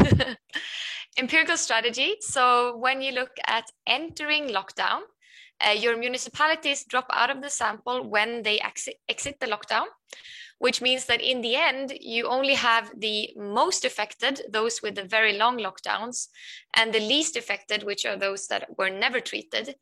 And you also find the very large effects in the end. So I thought maybe there are some implications in the composition of municipalities that actually remain towards these 5-6 months of lockdown, because you find large effect, which either could be that they have been in lockdown for a very long time, or it could be related to the difference between the very much affected and the least affected municipalities. Maybe this is taken care of by this new method of doing diff and diff, but regardless, maybe mentioning a bit more about that. Another thing is the exit of lockdown. And here it could be that I just simply misunderstood, because I got a quite confused on me, but then that could also happen to future readers. So it could be something to keep in mind, because you only keep municipalities in the sample when they enter lockdown. So all municipalities are in lockdown, and the treated ones are those who will later exit. But then in the graphs, the pre-period data goes back to month -18, whereas the longest lockdown time was 6 months. So I was very confused by that, and I thought some clarifications for the reader would be helpful. And then you did mention this, I think you did mention a lot more about this in your presentation now, about how the method that you chose differ from these supplementary methods that you also do, and why you choose this method. So, I mean, this comment is no longer that applicable, but it would be nice to see some comparison to previous literature in your estimates as well, which I think is also something you write in the paper that you will do. So I guess this might already have been done. All right, results. First of all, I think your results on the incidence of domestic violence, so the effect on the calls to the IPV hotline, versus the results on the reporting, so the police reports, the fact that they differ, I think interesting, has very important implications for future research. So I would just suggest to discuss this further and maybe making this a more prominent part of the paper, because to me that was super striking and interesting to see this actual effect in the reporting and the incidence of domestic violence. Then I have 2 comments on the mechanism part, which I know you are revising. So again, these might be too little too late. But first of all, mobility, it is rising after lockdown exits. But from looking at the graphs, I felt like it's not fully rising. So this could also explain the ratchet effects that you find, that people might practice, even though it's not a forced lockdown, people might self-impose lockdown, or they might self-isolate or practice social distancing, which is the only way we've done it in Sweden, basically. So that could partially explain the ratchet effects. And this is where you mention figure XX that show the evolution of the sample of municipalities, which I think will be a very important figure. And I would also like to see this figure maybe in relation to the main results, so to show that one earlier. And finally, about the employment impact, which I also think is very interesting. And I like the stuff that you talked about today with using this shift share measure. For me, I thought looking at gender-specific employment effects would be very interesting. You have some of it in appendix figure 9 and 10 in the paper was the main part, and you didn't discuss it much. But there is this new literature on pandemic recessions being she-cessions, meaning that women are harder hit in a pandemic recession compared to men, which is different from how general recessions work. Because women generally work in service and tourism industries that were hit hard by COVID. And when schools close, women might also bear the main burden of staying home and watching the kids that cannot go to school. I also thought about furlough. It could be that furlough opportunities differ for male and female dominated industries, so that maybe men have more access to furlough, whereas women are more likely to lose their job. I know I've seen some papers that that might be the case in Sweden, at least. So then if you have these differential impacts on male and female dominated industries, that could have implications for bargaining power, which would have implications for intimate partner violence. And there you could also use a shift share measure, but then looking at the gender specific industries and the impact of those. So if there's space in the paper, I thought that would be a very interesting addition to what you have done. So that was all that I had to say. And generally, thank you very much. I really enjoyed reading the paper. Thanks a lot, Sanna, and Damon for the fascinating research and discussion. COVID has, as we all know, motivated a lot of really interesting research, and we'll hear more about that in the afternoon session, which will be fully focused on well-being under the pandemic. We have a minute or two left. Damon, if you want to respond to main comments, otherwise we can postpone the discussion also to tomorrow. Yeah, no, well, first I guess thank you so much, Sanna. It's so useful to have your eyes and your thoughts on the paper. Anything you misunderstood is definitely on me, not on you, because this like XX thing, this is my internal notes, and Sonja's internal notes to me, like, that we need to update. So that's just me. I figured that. yeah. XX is my fault.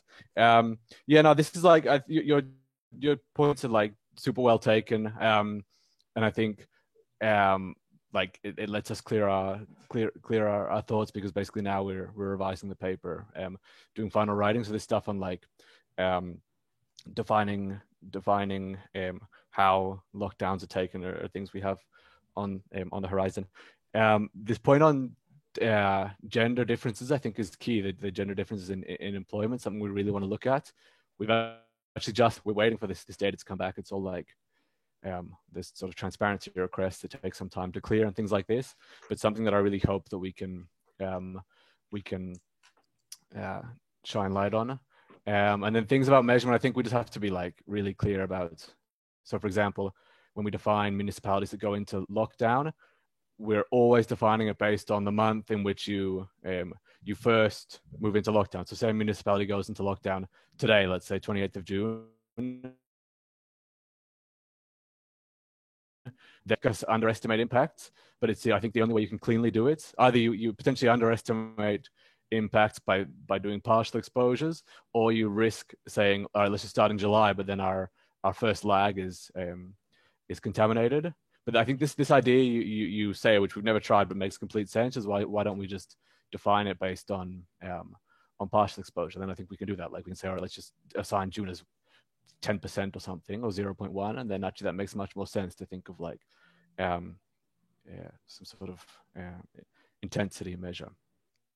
But I think like basic comment is super useful comments. Thank you so much for your feedback. And if you wouldn't mind sending me the slides, that'd be great, because I noted down some stuff and I stopped. Yeah, no, I'll email them to you.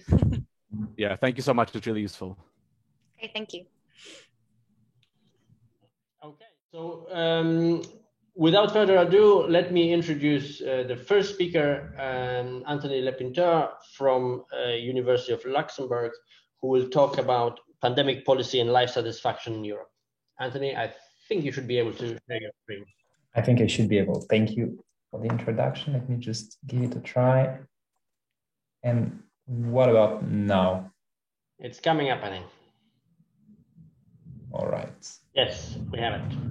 Okay, good. And if I move, you can also see it moving? It's moving, yes.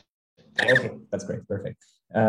So thank you very much. Thank you very much for the organization of this workshop, and thank you for listening to this talk.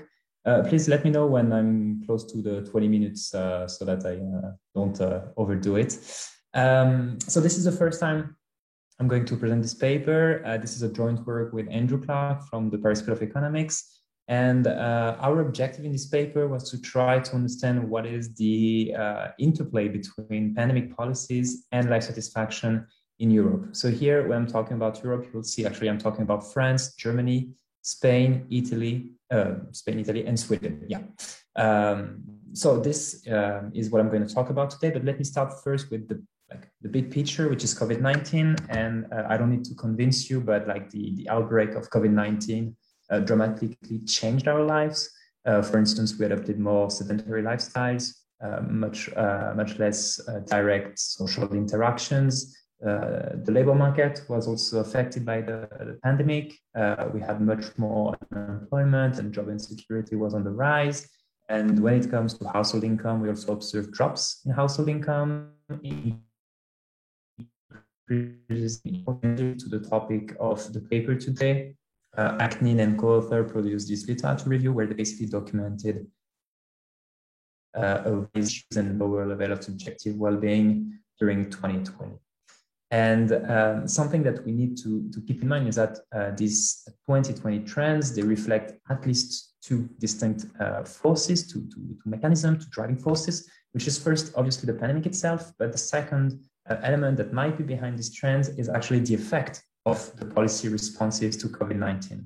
And in this paper, our objective is to focus on this second aspect, which is the policy responses to COVID-19. More specifically, our research question is the following: what are the well-being consequences of the policy responses to the pandemic? Obviously, we're not the first one to ask this question. We have papers on COVID just coming every day, almost on a variety of topics, but subjective well-being was already there before us. If I have to summarize the literature, I would say that first we can look at aggregate data, papers based on aggregate data. So you have Grayling and co-author 2021, and in their paper, they use Twitter. And out of Twitter, they managed to build happiness scores in New Zealand, South Africa, and Australia. And they found that the first lockdowns that were implemented in 2020 reduced subjective well-being. In Broder and co-author, they used Google Trends to build again some measures of happiness, and they found that the effect of lockdown is actually ambiguous. It is negative in Europe and it's positive in the US. And this ambiguity, you also find it on the individual data. In Fancourt and co-author and Banks and co-author, they found lower prevalence of mental health issues following the first lockdown. So the papers, I think, are respectively about the UK and the US. But in Sibley and co-author, they found that after the introduction of the lockdown in New Zealand, there were more mental health issues. So you have all this ambiguity from one paper to another. And we tried, at least in our paper, to come up with something new. And this, I think, are our main contributions to this literature. First, we are going to look at the link between subjective well-being and the changing government pandemic policy responses within different countries throughout 2020 using individual data. And we are going to focus, as I told before, we're going to focus on France, Germany, Italy, Spain, and Sweden. So here we're not going to look at one specific event, like we're not going to look at the implementation of one lockdown at one given point in time. We are really trying to understand the full dynamics throughout 2020. So it's about here trying to get the big picture of the effect of the pandemic policies. And most of the time, I would say 90% of the cases, the papers, when they talk about the effect of policy responses of countries, they look at the effect of lockdown or stay-at-home orders. But it's not the only thing government did. They also provided some economic support. So here in our paper, we try to widen the scope of policy response. So we're going to talk about stringency, of course, stringency of lockdown measures, but we're also going to talk about the economic support provided by government. And our results are the following. I'm going to show you that most stringent policies, they do reduce life satisfaction, that the negative effect is stronger for women, for the unemployed, and at least that came as a surprise to me, to those with relatively high income. And we have a story about it, and I hope you will be convinced about it. And also we found no effect of the economic support provided by the government on life satisfaction. So this is our paper in a nutshell. Now let me present to you the rest of the paper. How did we end up to this conclusion? So as you got it, I guess already, it's not a theoretical paper. It's purely an empirical paper. So I'm going to talk about the data, the empirical strategy, and the results.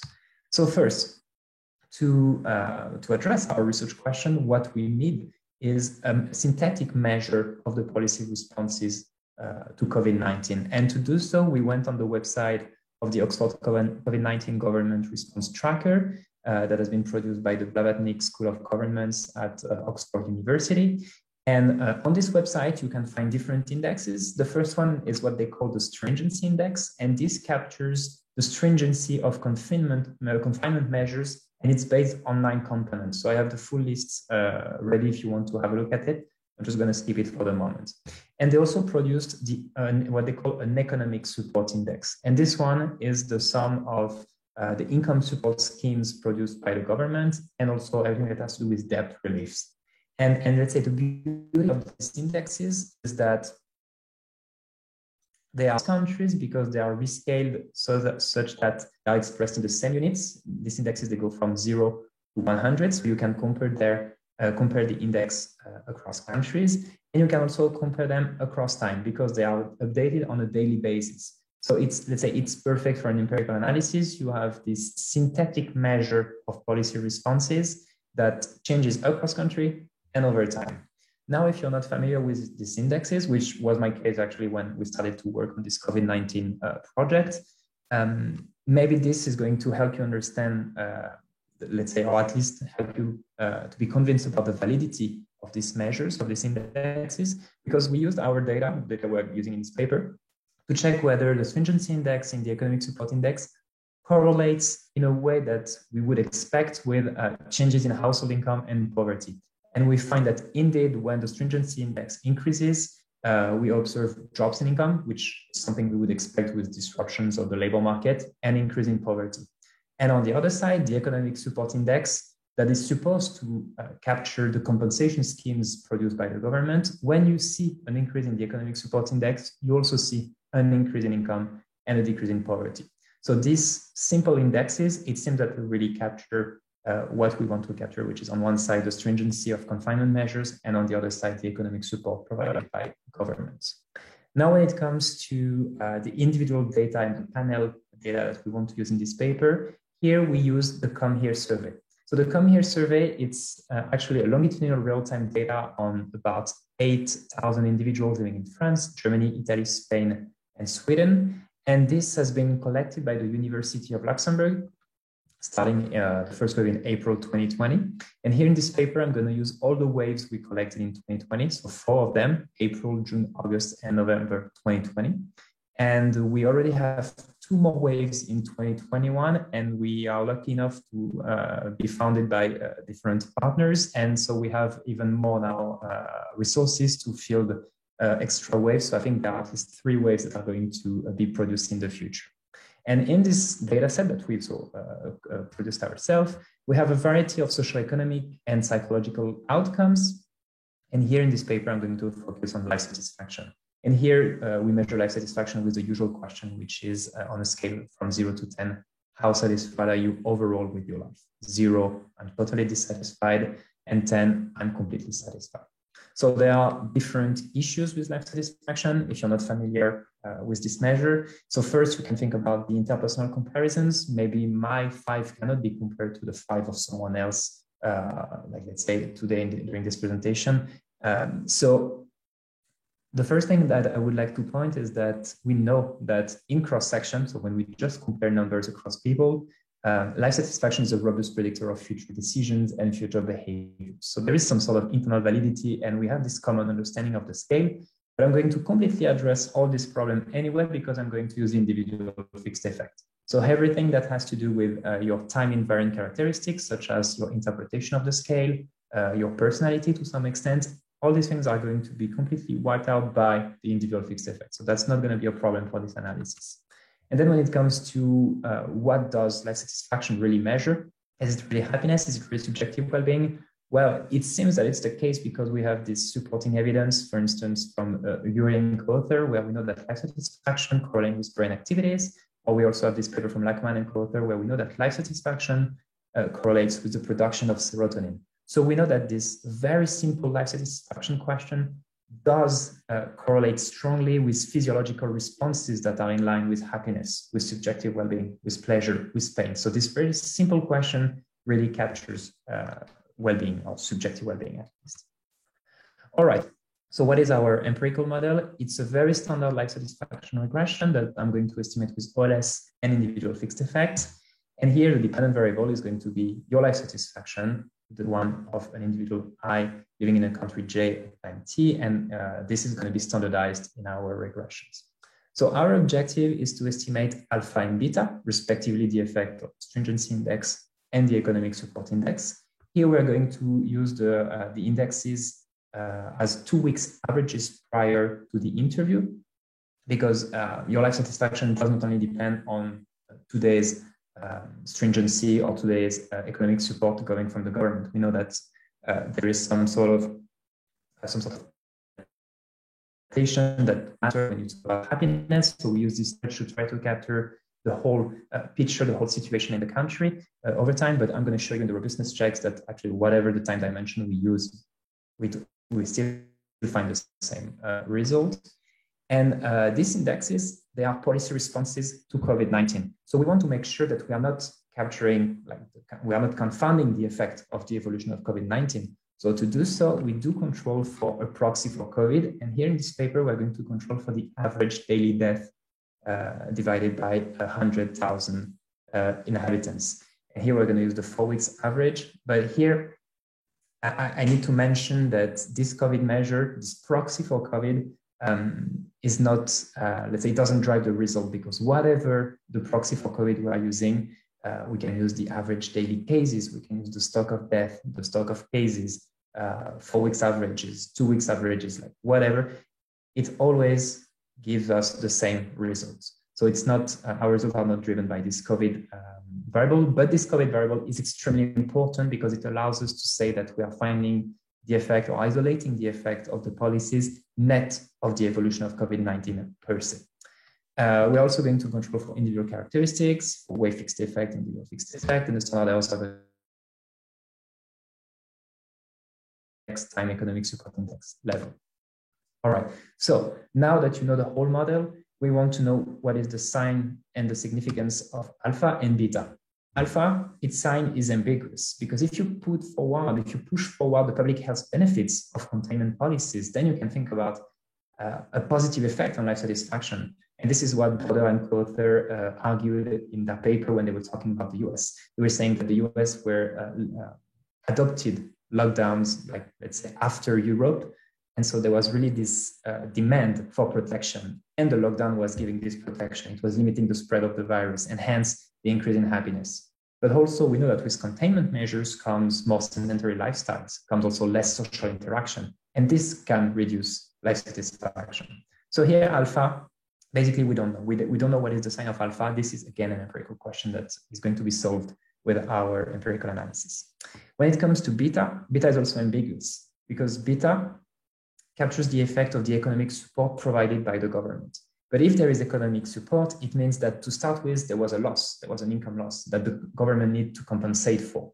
So here we are again capturing the net effect of the economic support index, which means that if the government managed to compensate entirely, fully your income losses, then you should expect no effect on life satisfaction. Because if you think just about the utility, the utility framework and the budget constraint, like if your budget constraint is lower because of COVID, but if the government managed to bring you back to your initial budget constraint thanks to the economic support, then your utility curve is still the same. You're still maximizing your utility at the same level. So maybe the net effect of the economic support is zero. Maybe it's positive, maybe it's negative. It really depends on this notion of compensation that is provided by the economic support index. So again, it's an empirical question, and we're going to see what are the results very soon. Now, when it comes to the sample restrictions, we're obviously going to keep individual with valid controls, valid life satisfaction. And it's a panel regression, so we need the respondent to be observed at least twice.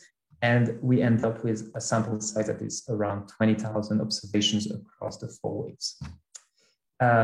This is the distribution of life satisfaction. You have about 5 minutes. 5 minutes? Okay, so this is the distribution of life satisfaction.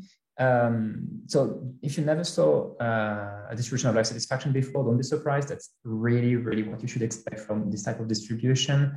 Most of the time, the respondents use the 6, 7, 8 massively, and the extreme values are quite not used. In this case, we already have like more than 5% at 10, which is good. But you can see at 0 and 1, we basically have nobody. So it's really, really standard when you work with life satisfaction. So there is nothing surprising at this stage. Here, because I don't have a lot of time, let me just tell you also that the stringency index and the economic support index, they do vary over time. You can see here the variation over time, and you can also see the variation across country. So we have sufficient variation for our analysis.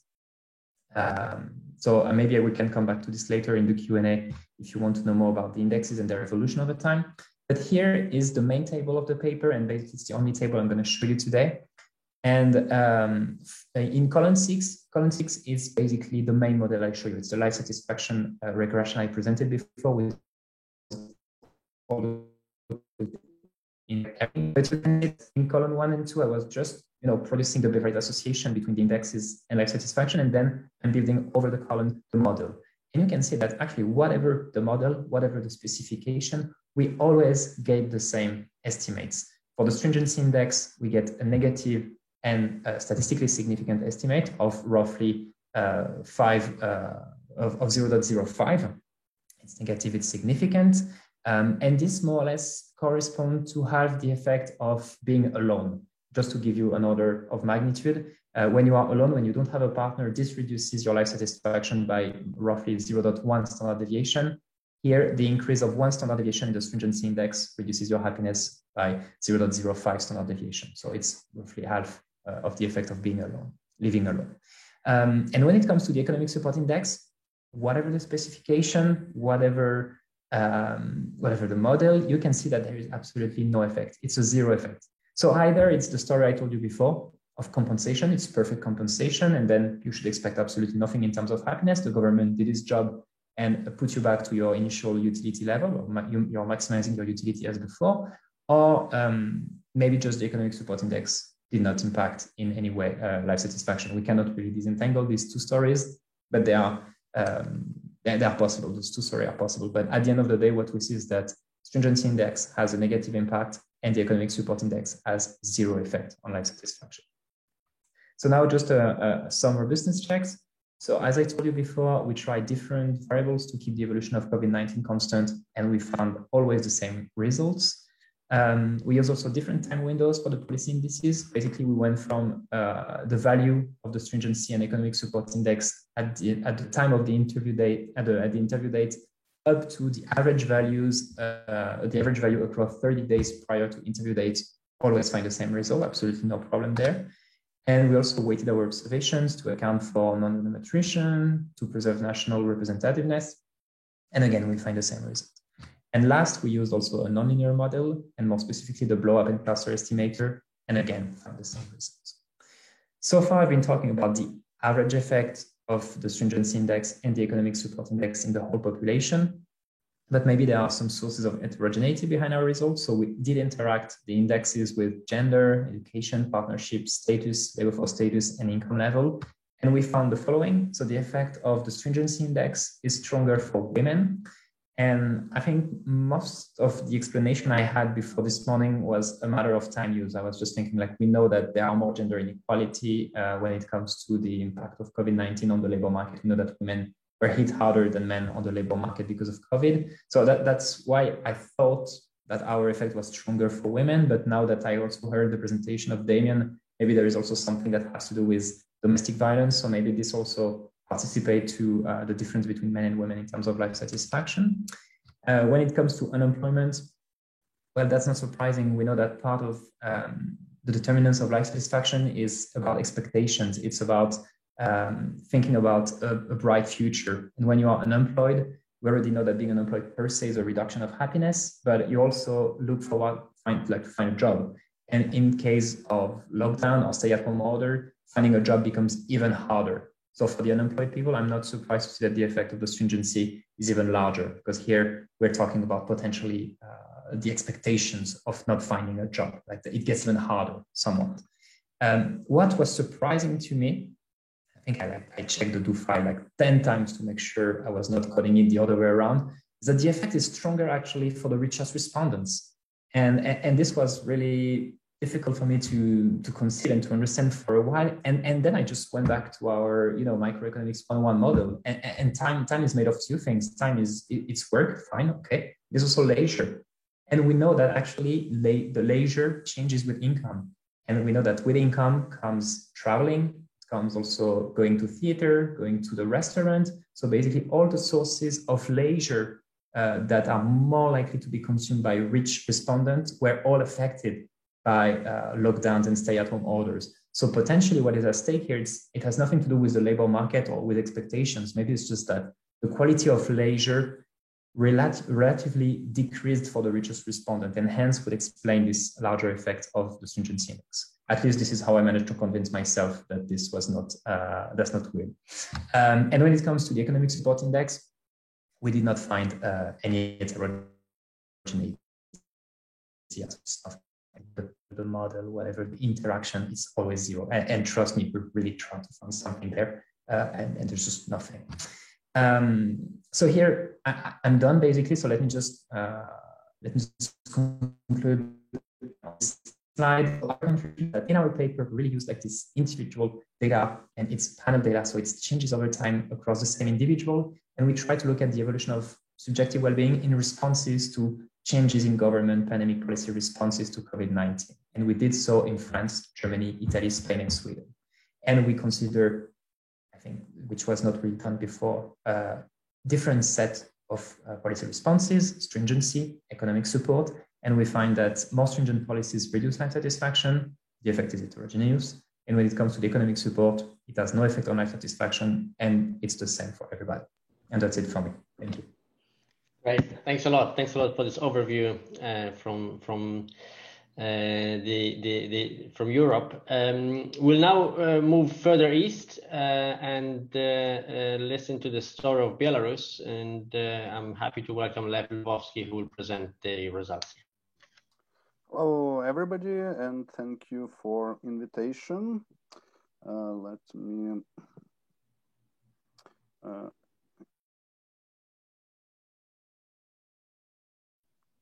We can see it. Okay. And from my personal perspective, I can fully confirm Anthony's story about the richest people. So among my friends, the richest ones were the most annoyed by the pandemic because they get used to travel for 1/3 of a year, go to restaurants several times a week, and those things were closed in the first place. Thank you very much. So today I'm going to talk about a very special, as Michal said it, very special country with respect to COVID-19. It's Belarus. We've heard today a paper about some effects of lockdowns, well, negative effects of lockdowns. Today we're going to look at what happens when there are no lockdowns. So let me start with one short quiz. This is a stringency index, one that Anthony was already talking about. Can you spot a very special country in Europe on this map? So I am actually representing this very special country called Belarus. And it was a country where we had government level denial of COVID-19. So practically no measures were undertaken, no lockdowns, no border close. So our paper is actually about how economy fared during this, what we call practically laissez-faire COVID-19. So how actually to get rid of this? Okay, I'll put it just here. So how to characterize Belarus during COVID-19? Minimal government intervention, no lockdown, no social insurance. There is no unemployment insurance in Belarus, no meaningful support for private sector, but relatively good support for state-owned enterprises and support for aimed at their output levels. Result, no substantial macroeconomic downfall, of course, at the cost of thousands of additional deaths. So I put asterisks here because unfortunately in Belarus, we even don't know how many people died additionally because of COVID-19, because it's the only developed nation, well, non-failed state nation, which did not publish death data for 2020, as I am talking right now. In our paper, we document how different sectors of the economy react to various COVID-related shocks. Okay. 1 second.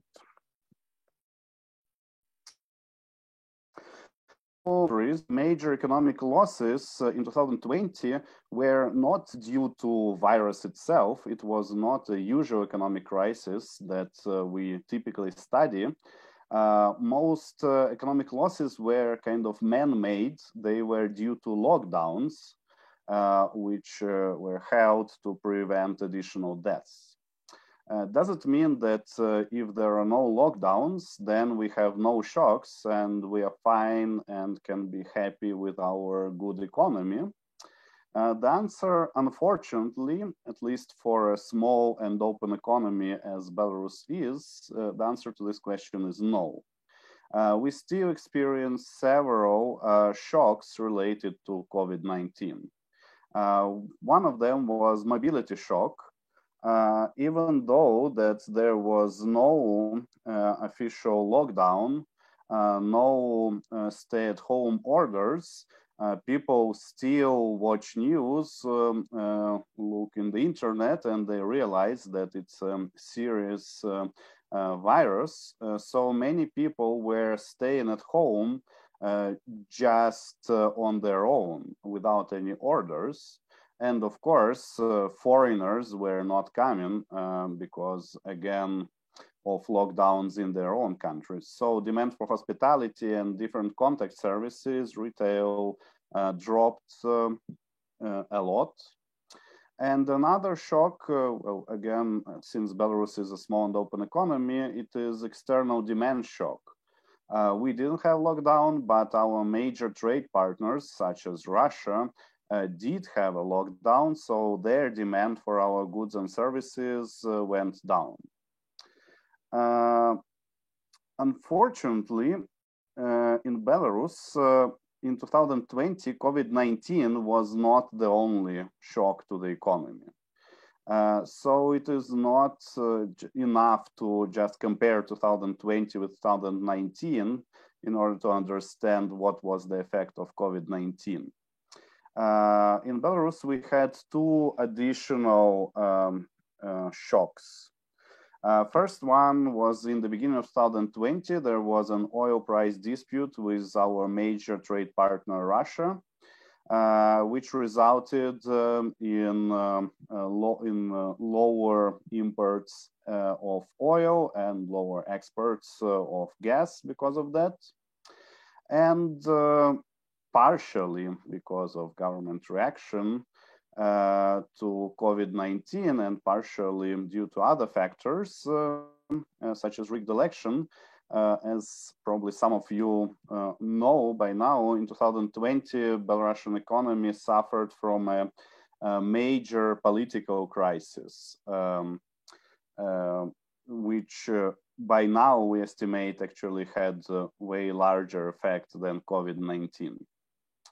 How to identify, how to separate COVID-19 related shocks and these other shocks that hit the Belarusian economy.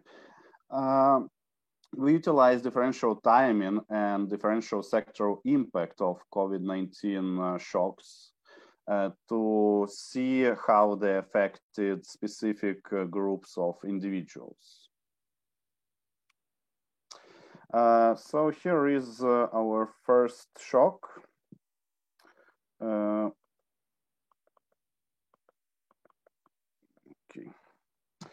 Here is our first shock, and it is mobility shock. This is Yandex self-isolation index. It's the same as Google mobility index. So the higher is the score, means more people stay at home. Yandex is same as Google, just it's a popular search engine in this Russian and near Russian part of the world. As you can see, even without state-ordered lockdown, we had a huge spike in self-isolation. So many more people were staying at home, trying to minimize their contact with other people. The largest spike was in April and May as COVID reached Belarus and cases started to pile up. Later, it started to diminish. People started to adjust their behavior and be more reluctant. Yep. So, second. External demand shock can be seen, well, we approximate it with a change in exports, in physical volumes of exports. Blue line is non-energy exports, and green line, green dashed line is total exports. As you can see, the biggest difference is in the first 3 months. And this is exactly the time when we had oil price dispute with Russia. So there was a major shock for oil, for energy exports, but the rest was fine. However, in April, May, when countries around us started to close down, we had this 20% decrease in exports. We utilize 2 series of survey data. One was collected by us together with our partners, and another was collected by UNICEF. The only thing that I should say about them is that they were internet surveys with all the bonuses and negative sides of internet surveys. They are not representative for the whole population. They are only representative for urban population. And in Belarus, about 80% of people are urban. What are the patterns of income reduction by industry? So one of the questions that we were asking people if their income reduced for a number of reasons. One of the potential reasons that why people could answer why their income reduced was a change in the exchange rate. The thing is that in Belarus, we have a very high degree of dollarization of the economy. So many people think about their income in terms of US dollars rather than in Belarusian rubles. We, of course, excluded all the people who said that the major reason for their income reduction is change in the exchange rate, and left all the rest. How many people responded that their income was reduced by areas of their work? The worst group to be was, of course, retail and hospitality. Up to 70% of people employed there reported that their income was reduced in April, and this figure was high up to November. Another group was transportation, again, because of the major lockdowns in neighboring countries. So transportation couldn't really work that well as it used to. And manufacturing. Manufacturing was suffering in the beginning when we had lockdowns in neighboring countries. But once countries started to open up in mid-summer, September, November, this group actually became better off, and fewer people started to report income loss. Empirical test that we use is, as I said, we utilize the fact that different shocks came to Belarus at different time, and presumably were affecting different areas of the economy at a differential fashion. We hypothesized that decrease in mobility first and foremost affected hospitality and retail, as people were not getting out to the street, and export shock affected first and foremost transportation and manufacturing, as other countries were closed. So we estimate the following logistic regression. Where we have the special terms of multiplication of dummy variable that person works in hospitality and retail, multiplied with mobility shocks, and we multiply export shock with manufacturing and with transportation employment. Individual controls, control for private sector and sector per se. And here are our results. One fun thing about those results is that they're actually quite robust to various specifications and to addition of controls to them. We see that all our interactions of interest are significant and add to income reduction, while the magnitude is quite different. The biggest shock was, the biggest estimate was for multiplication interaction of export shock and manufacturing employment. They suffered the most during export shocks. The rest were a little bit smaller. What is kind of surprising is that shock of mobility on retail and hospitality employment was not that big. Well, so somehow they actually suffered all the time. And that's why the interaction of this shock was not that large. People in private sector suffered more income reduction, and we don't find any statistically significant effect of being female. This is quite in line with Belarusian labor market. Sorry, first chat. Okay, I'll answer. Lev, you have 3 more minutes, yeah? Okay. So no effect on female is quite aligned with Belarusian economy, where we have very high female labor force participation. It is pretty much equal to male, and therefore we were not surprised not to find any effects here. channels of income reduction, again, we can look by industry. The most interesting result here is the only significant coefficient for females, and the only significant coefficient is through furlough. This result resemble several results that people obtained for US data, and the explanation for that is that sometimes women volunteer for furlough when firms offer or ask for it because of the double burden at home. We also had data on depression, or on so-called BDI score. Nothing very interesting in terms of COVID was found here. No interaction effects were significant. Females were more prone to have high BDI scores, to be depressed. This is again a usual result in depression literature. And what actually was driving increase in depression is when people were losing their incomes and were facing food expenditure reduction or risk of not being able to pay on their utilities and loans.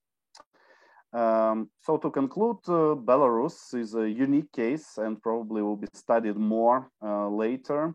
Its uniqueness is pretty much no government intervention in response to COVID-19. We still experience several major shocks related to COVID-19, decrease in mobility and decrease in external demand. We find that on individual level, these effects were significant, while on macro level, because of differential timing, we didn't have major reduction in our GDP. And we also document increase in incidence of depression, but we failed to find the connection, the direct connection to this COVID-19 associated shocks, and only found its association with financial distress. Thank you. This is it. Great. Thanks, Lev. Thanks, Anthony, for the two papers. The next paper in this special COVID session is by Karl Khachatryan from the American University of Armenia, and Karl will discuss the impact of the coronavirus pandemic on the labor market in Armenia. So the screen is yours now.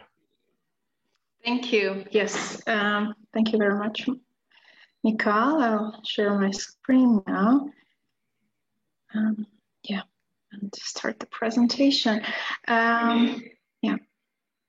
Okay, so good afternoon, everyone, and thank you for this opportunity. This is a product of a joint work with two of my colleagues, Alexander Grigoryan from American University of Armenia and Pundarik Mukhatbaya from Mackay University, Australia. We are looking at the impact of COVID-19 on the Armenian labor market.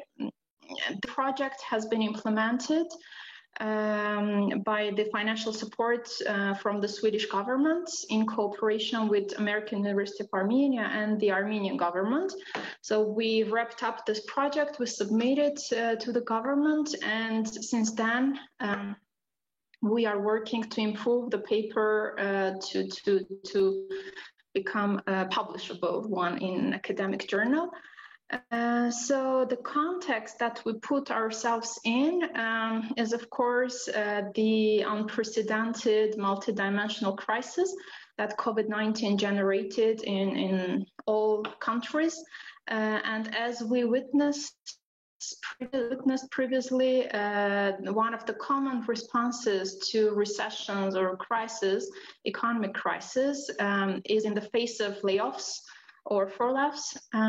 So in Armenia, according to the statistical services, in the first 9 months of 2020, the unemployment increased. In terms of numbers, it's about 74,000 people. And in terms of percentage, it increased from 17.7 to 20%. So among the laid-off employees, only 17% is continuing to seek actively unemployment, whereby 60% of those who lost their jobs, they lost also hope, and they're no longer in search for a job. And these people indicated that their families have a high intention to immigrate, or they already have become recipients of governmental protection funds. Of course, the government, as in all countries, continues its aid programs to support businesses that didn't lay off their employees and they were paying salaries over the pandemic period. And we see that in Armenia, the sectors that were highly hit by the pandemic, those are services, catering, and construction. So we know that this crisis has differentiated impact on different groups of population. That is mostly explained by the type of the job a person holds, as well as the family, household structure, and some other social economic variables. So in this regard, when we see increasingly different COVID-19 shocks on labor market in different countries, the general outcome, being a developed or developing country, is that globally there is a negative labor market outcomes that are more prevalent among minority groups, such as workers who are younger, who have less educated, who are less educated, who earn less, or who are holding kind of non-standard jobs. Since for the labor market, gender equality is one of the most important issues, so those studies that look at the labor market also factor in gender. Already the pre-COVID-19 evidence shows that women do far more unpaid care work, and the lockdown effect will increase care needs, which will be disproportionately assumed by women. So as the caregiving needs increase, women are far more likely than men to move into part-time work or to quit their jobs. So this assumes that this is because in many countries, women are assumed to take the caregiver role because of social norms, or because they mostly are holding some part-time or low-income jobs, and those that are less secure. So we see also from the literature that workers who lose jobs, they are likely to have less secure employment in the future. And this is important because the effects of the shock are likely to carry on still for a while after the pandemic. Existing suggests that earning losses from job losses are highly persistent and much more severe when they occur in times of recessions. So this situation may affect well-being of individuals and make them deprived from a number of opportunities such as education, health, income, and some others. And as a result, current labor market and potential entrants into the job market might become deprived from employment opportunities. So having this on our table, this is the question that we bring forward in this study. So what are the factors that contribute to the deprivation of individuals from employment opportunities and thus make them more vulnerable to unemployment? So as we explore the effect of labor market of COVID-19 on labor market in Armenia, we are developing indicators that capture deprivation from labor market participation due or because of COVID-19. We are estimating changes in those constructed labor market outcome variables for a representative sample of individuals. And finally, we provide policy recommendations for all those identified deprivation dimensions to the government of Armenia, in particularly relating our recommendations to very specific governmental strategies like employment strategy or work Armenia concept. So we investigate the extent of deprivation from labor market opportunities involving a number of dimensions for both employed and unemployed labor force. And then we further identify drivers of deprivation by using data on provinces, urban-rural areas, and gender dimension. So in terms of our research design, we develop measures for multidimensional deprivation, adapting this framework from the multidimensional poverty assessment methodology offered by Alcar and Foster. So we are using Alcar-Foster dual cutoff methodology. And by this, we claim we bring novelty in two ways. First is the methodological novelty, as we are adapting and applying this multidimensional poverty methodology. And second, as we do this, we suggest dimensions to study in-depth job-related and individual employee-level characteristics, such as work status, working hours, employment benefits, profession match, trainings,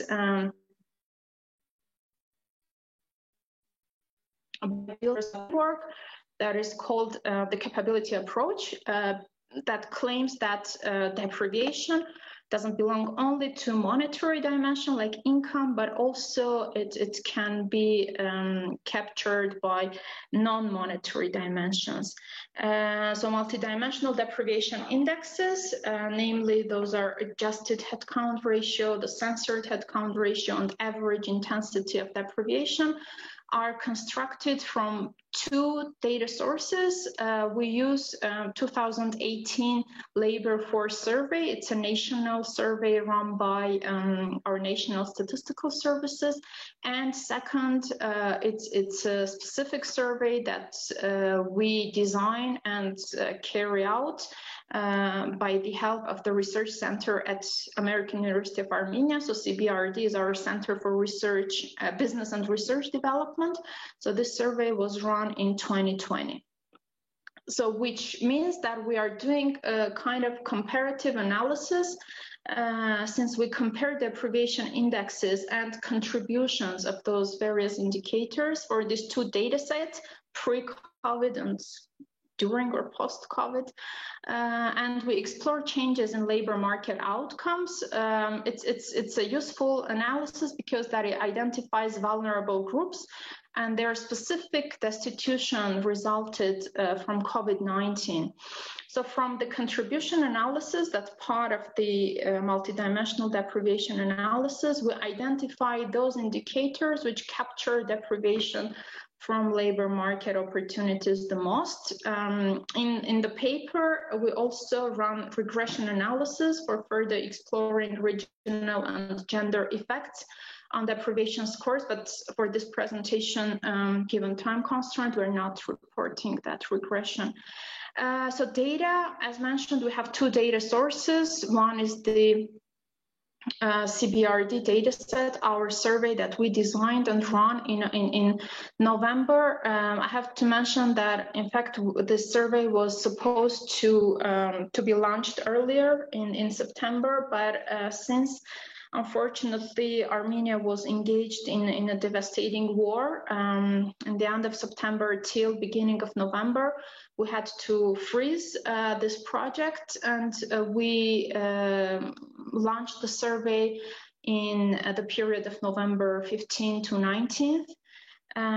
So the survey was done online, whereby respondents would receive SMS on their telephones, and if they agree to participate in this survey, they would be directed to an online survey. So the respondents were chosen through territorially stratified random sampling from both capital city and regions of the country.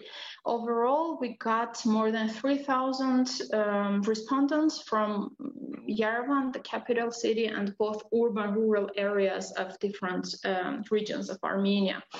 So the second set of data come from the labor force survey, from where we retrieved more than 19,000 observations, based on which we could construct multidimensional deprivation measures. In fact, we came to realize when analyzing the survey data that we have a certain bias there, because it seems that respondents who answered the survey were more with the higher education degree.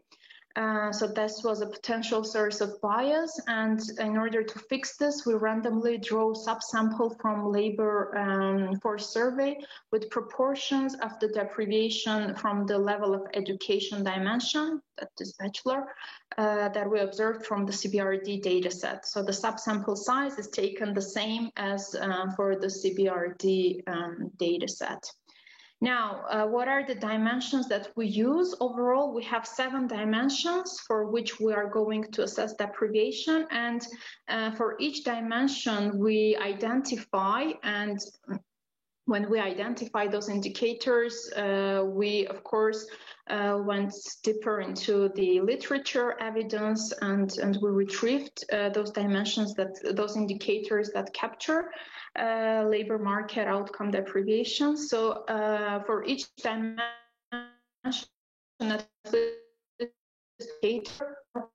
for instance, for income, we have income level or group, and we say a person is deprived if the income is up to 55,000 Armenian drams monthly.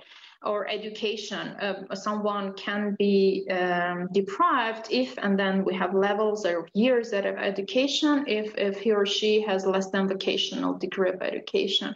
And the same for employment status, job status. We have care, whether people have are taking care of children or any other family member, profession match, and no job. So we list both dimensions, indicators, and the deprivation rule for those indicators. Now you have about 5 minutes.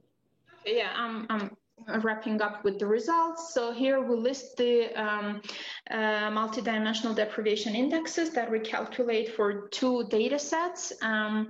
As you see, we have here the censored headcount ratio, average intensity of deprivation, and adjusted headcount ratios. We estimate multidimensional deprivation measures for cutoffs ranging from 0.9 to 0.1 to 0.9, the key value. So as we can see, with the increase in the deprivation cutoff value, the proportion of the population individuals are deprived in more indicators. On the other hand, the average intensity of deprivation increases because the remaining deprived individuals are deprived in more indicators. So the adjusted headcount ratio also decreases in K, as the adjustment is on the basis of per capita, which includes both deprived and non-deprived individuals. So for all given cutoff and for all indexes, we can see that in the CBRD database, they are higher. That allows us to conclude that multidimensional deprivation from labor market outcomes is systematically larger in 2020. So all 3 measurements suggest that labor market conditions deteriorated in 2020, making Armenians or our employees more exposed to deprivation from labor market outcomes. So this is the contribution analysis results. So the interpretation is if the contribution is larger than the weight in one dimension or indicator, individuals with deprivation status are deprived more in that dimension or indicator. So we see that education contribute to multidimensional deprivation from labor market outcomes the most. The second highest contributor differs in two data sets. In 2018, profession mismatch is the second highest contributor, whereas in 2020, the second highest contributor is the employment status. And contribution of profession match in 2020 falls below its weight, suggesting that high deprivation observed in times of pandemic cannot be explained by skill mismatch. It's interesting that neither job status or no job status doesn't have any significant contribution to the adjusted headcount ratio. So the role of education is central in explaining deprivation from labor market outcome, both in the regular times or during the crisis times. This is regional analysis, the pre-last indicator that we look. So we report indexes calculated for LFC, subsample and CBRD data for the capital city Yerevan and 10 regions or provinces. We see that regional differences are not extreme, while the overall excessive deprivation is observed in 2020. However, this doesn't mean that there are no significant regional differences. For example, historically, we know that Shirak region, which is borderline with Turkey and obviously with closed borders, has a high unemployment rate and poverty rate. And we see that COVID-19 made employment conditions even worse in this region. The second highest unemployment rate is observed in Kotayk region, which again, historically has the largest share of manufacturing in industry. So regional differences, therefore, are not only due to rural-urban differences, but also they are explained by earlier or historical developments. So we have from the market perspective, which are education, unemployment, and profession mismatch, and we see that these dimensions are consistently dominant in all the regions and the capital city. That indicates that multidimensional deprivation is widespread in the country. And this last result, the gender analysis, here we report 2018 and 2020 data analysis. It shows that in 2018, we see that there is no systematic gender gap in deprivation from labor market outcomes. Contributions from indicators such as job or no job status are not particularly high for women, suggesting that more specific institutional settings, such as a contractual relationship or childcare, are not obstacles for women to be active in labor market. And this allows us to conclude that in regular times, women are participation in the labor market for women is driven by the same factors such as education and profession as for men. And gender gap in labor market outcomes should be searched rather in social norms or institutional developments that we're not capturing in this study. And when we look at 2020 data, gender gap is emerging. Females are more systematically deprived from labor market outcomes in terms of lower income and losing job. So women turn to be sensitive to negative changes in labor market conditions, and primarily it comes in the face of lower income and employment status. To conclude, by this study, we confirm that labor market conditions have deteriorated during the time of COVID. We claim that education is the primary contributor to multidimensional deprivation, and the second most important contributor is the gender dimension. And we see that females are more deprived in terms of lower income and losing their jobs. Okay, so with this I'm done. Thank you very much. Thanks a lot, Kna, for this overview from Armenia. Very interesting study. And we will now move over to the US. I'm very happy to welcome Tessia Garner from the US Bureau of Labor Statistics. You would need to stop sharing your screen. Okay, yes, sure. Yeah. Thank you. And is Tessia there? Yes, but it says I cannot start my video because the host has stopped it. Oh, where is the host? Dominic. Okay. Can you do it now? Oh, yes. Okay, there I am. Okay. See you now. All right, so let's see if mine loads. Okay, all right. I see it's 9:44 my time, so will I have 20 minutes or do I only have 16? No, 20 minutes. Go ahead. We will okay. the discussion. All right, let's see if this works. So the title is Not to Economic Impact Payments During the COVID-19 Pandemic. You're all right with oh, yes, it's coming up. We can see it. You just put it in full view. You can see it? Yes. Okay, perfect. Okay, perfect. Excellent. Okay. Okay, great. Okay, this is work with Jake Shield. We're both at the Bureau of Labor Statistics, which is one of the main statistical agencies within the U.S. government. And we also do joint work on this topic with Adam Saphir, who is in charge of the Consumer Expenditure Survey Program. The focus today is on the consumer response to economic impact payments during this pandemic period. And we are focusing not just on objective measures, but particularly the subjective assessments of well-being. And like many of the other presenters today, we're using a rapid response survey. I'm going to first set the stage, talk about the federal statistical system response, specifically the economic impact payment questions, give you some information about the well-being questions, and then share with you some of the results. Okay, the dimensions we're using, we divide these into what we call objective and subjective. The objective measures, we considered income sources and work status. The subjective measures are very similar to those that are being used by others, going all the way from financial difficulty all the way to depression, expected income, food insecurity, expectations about the economy, etc.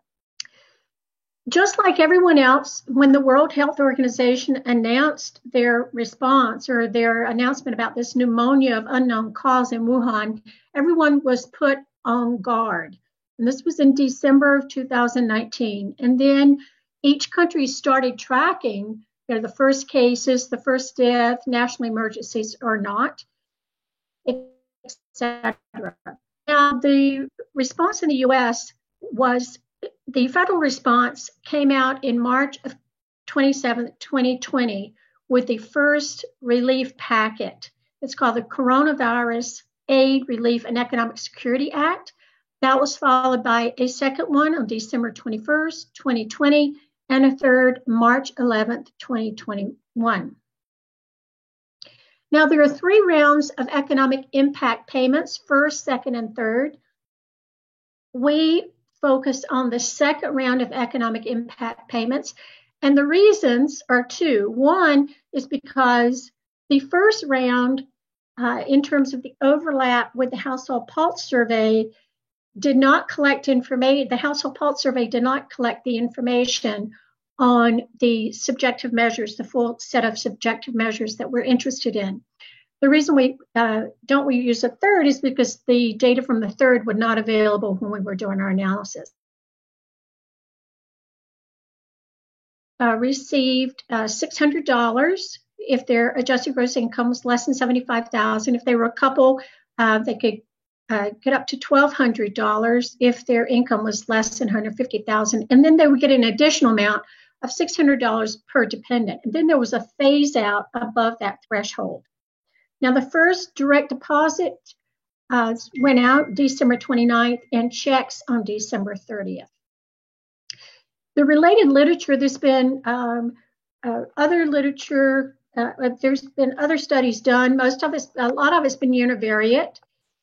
We instead do multinomial logit in part of our analysis, and we specifically focus on receipt and use of the, like I said, the second economic impact payment. The Diedrich et al. Actually focus on the first EIP. Other studies, we actually based some of our analysis on earlier work using the Consumer Expenditure Survey from 2001 and 2008 on stimulus payments. And again, like I said, we focus on the second.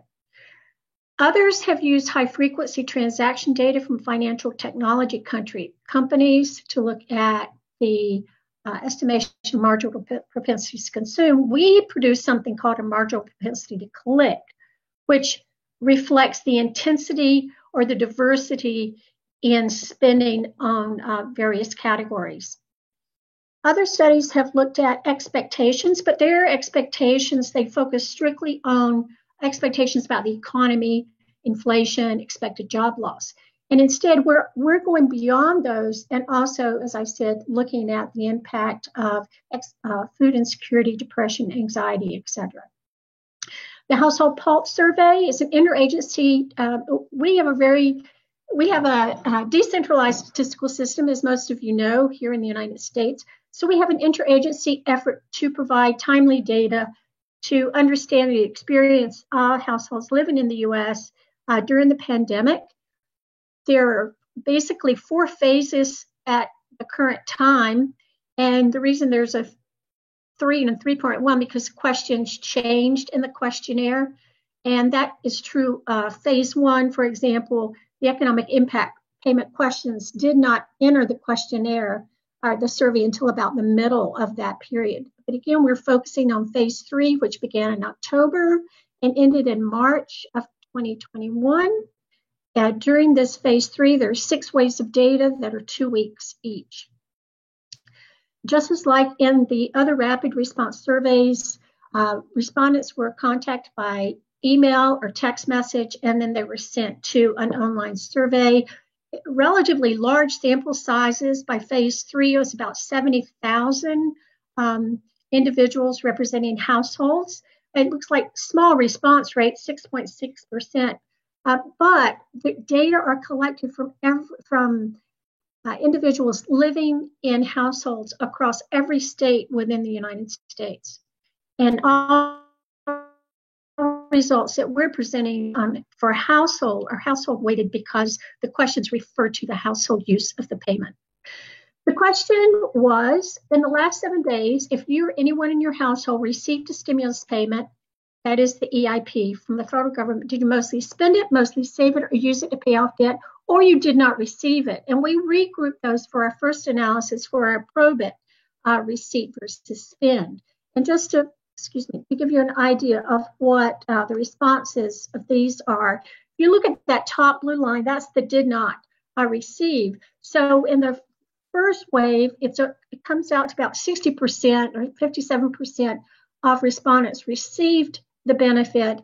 And by the end of that period, you see that the receipt actually went down, which is the opposite of the blue. But by the end of in the final wave, which represents the third wave payment being distributed, you find that those who did not receive actually went down. So those who received, that actually went up.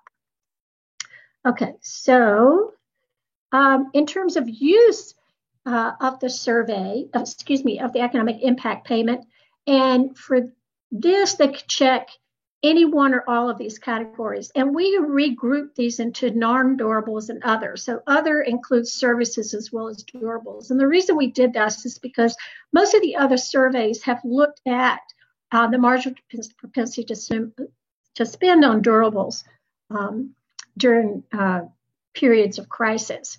And I don't know about in your country, but people were very, very concerned about being able to spend on food and household supplies. I mean, there was a big rush on toilet paper, for example, in our country, all across the country. The well-being questions are subjective questions. They're financial difficulty, expected loss, changes in behavior due to concerns of the economy, concerns about change in behavior. You ended up not going to see your doctor or have other medical appointments. Sources of income, this was also in the last 7 days, food insecurity, anxiety, depression, eviction, and foreclosure. And most all these questions have been asked in other federal surveys in previous periods.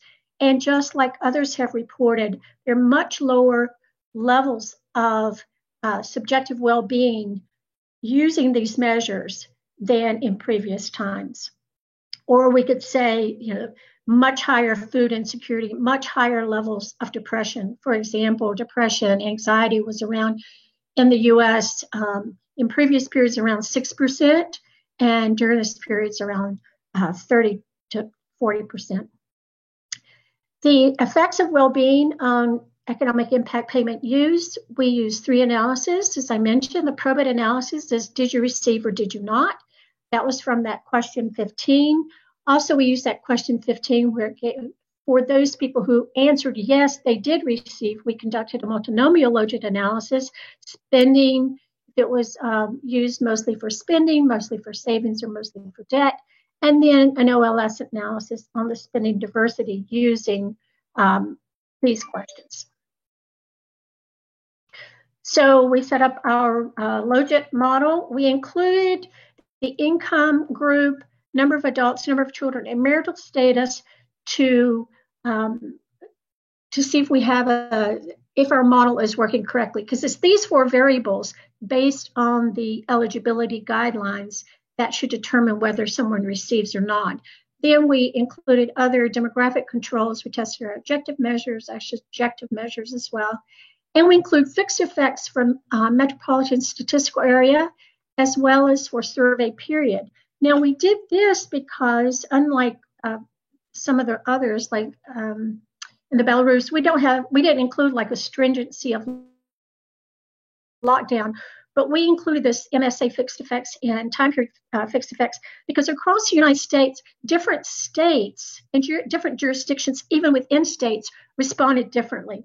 For example, in the Northeast, and it had tremendous lockdowns and very slow openings. I mean, I live in Washington, D.C., and only on Friday did I receive an email that D.C. is now open. But D.C. has also had one of the lowest incidents of COVID across the country. But okay, so you have high lockdown, low mobility, et cetera, in the Northeast versus in some states in the South, as well as in the upper Midwest, such as Montana, North Dakota, South Dakota. Very, very little lockdown, very, very different response to COVID within states.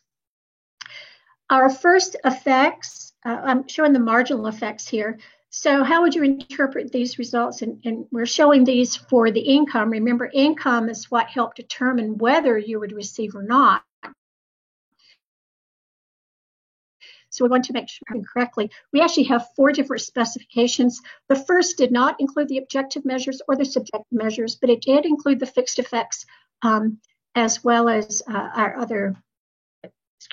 as well as our income, family size, marital status. And what we find is we move from the specification 2, which includes the objective measures, and then we go to the one that includes the subjective measures. We find that the biggest effect happens to be with the addition of the subjective measures.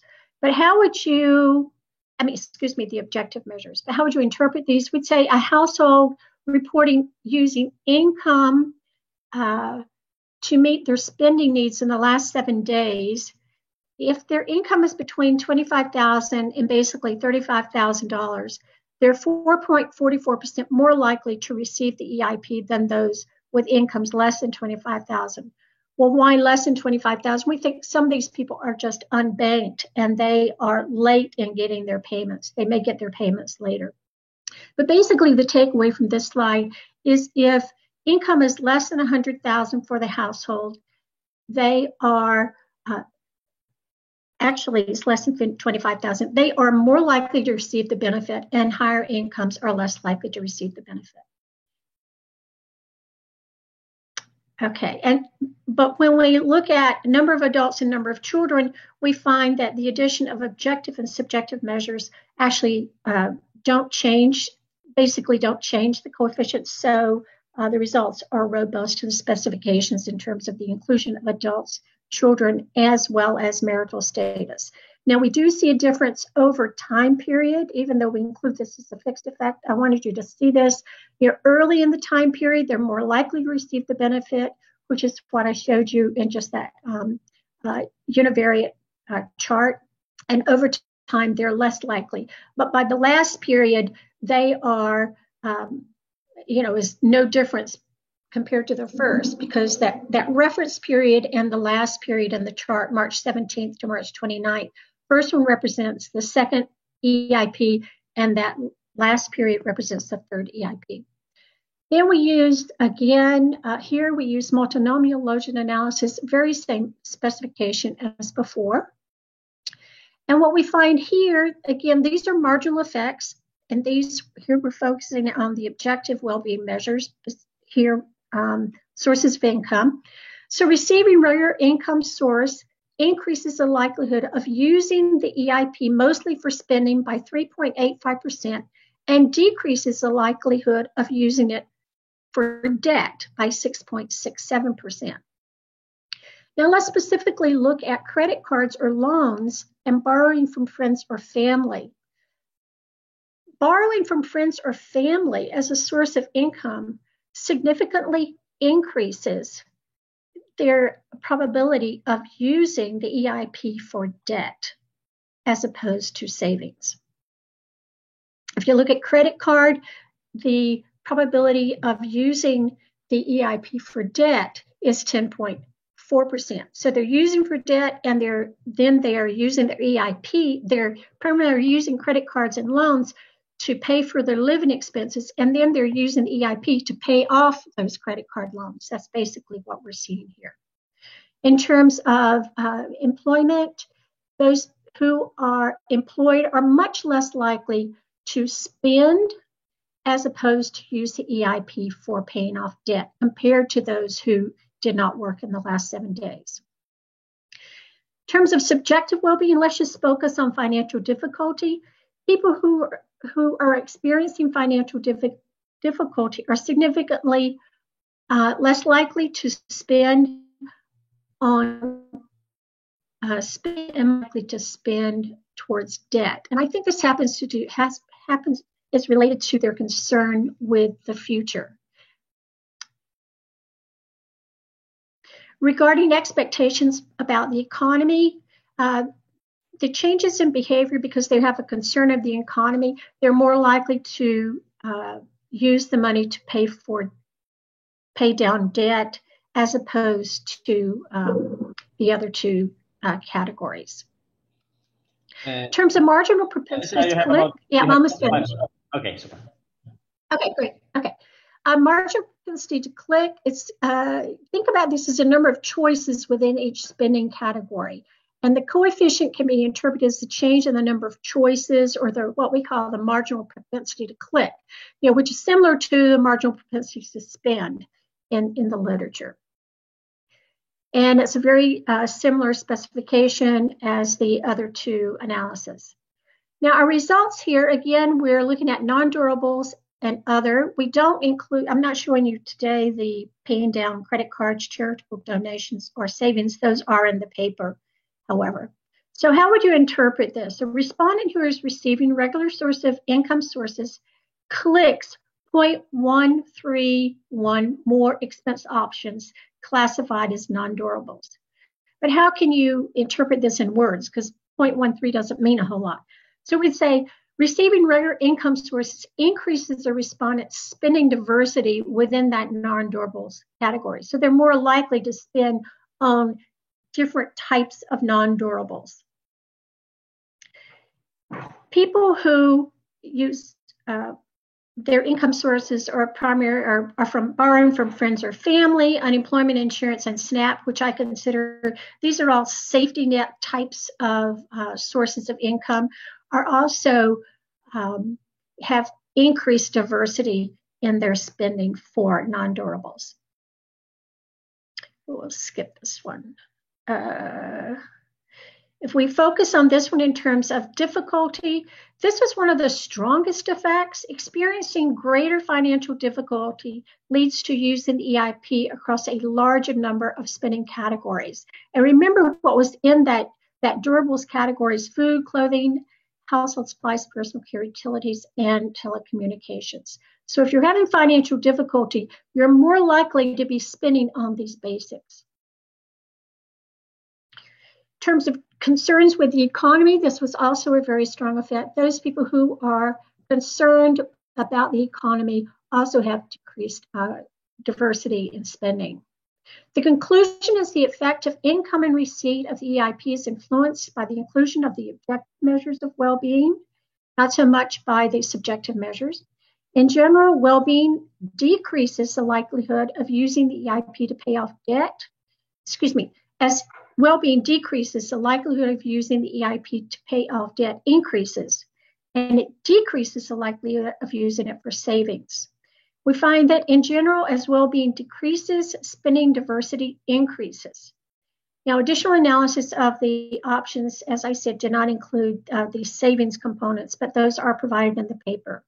And we're continuing to do analysis with these data. We plan to add the phase 3.1, but there's some challenges with that because the questions were changed slightly from 3.1 to 3.2 for some of our measures. And we also want to include the influence of being vaccinated in terms of use of the economic impact payment. And that variable is only available in phase 3.1 of the Household Pulse Survey. Thank you. Thank you. Thank you very much. Thanks to all presenters. We've had 4 really interesting papers on the implications of the pandemic on different aspects of well-being. I would like to invite all the presenters from this session now for discussion, and invite you all to ask each other questions and follow up on the topics that have been discussed.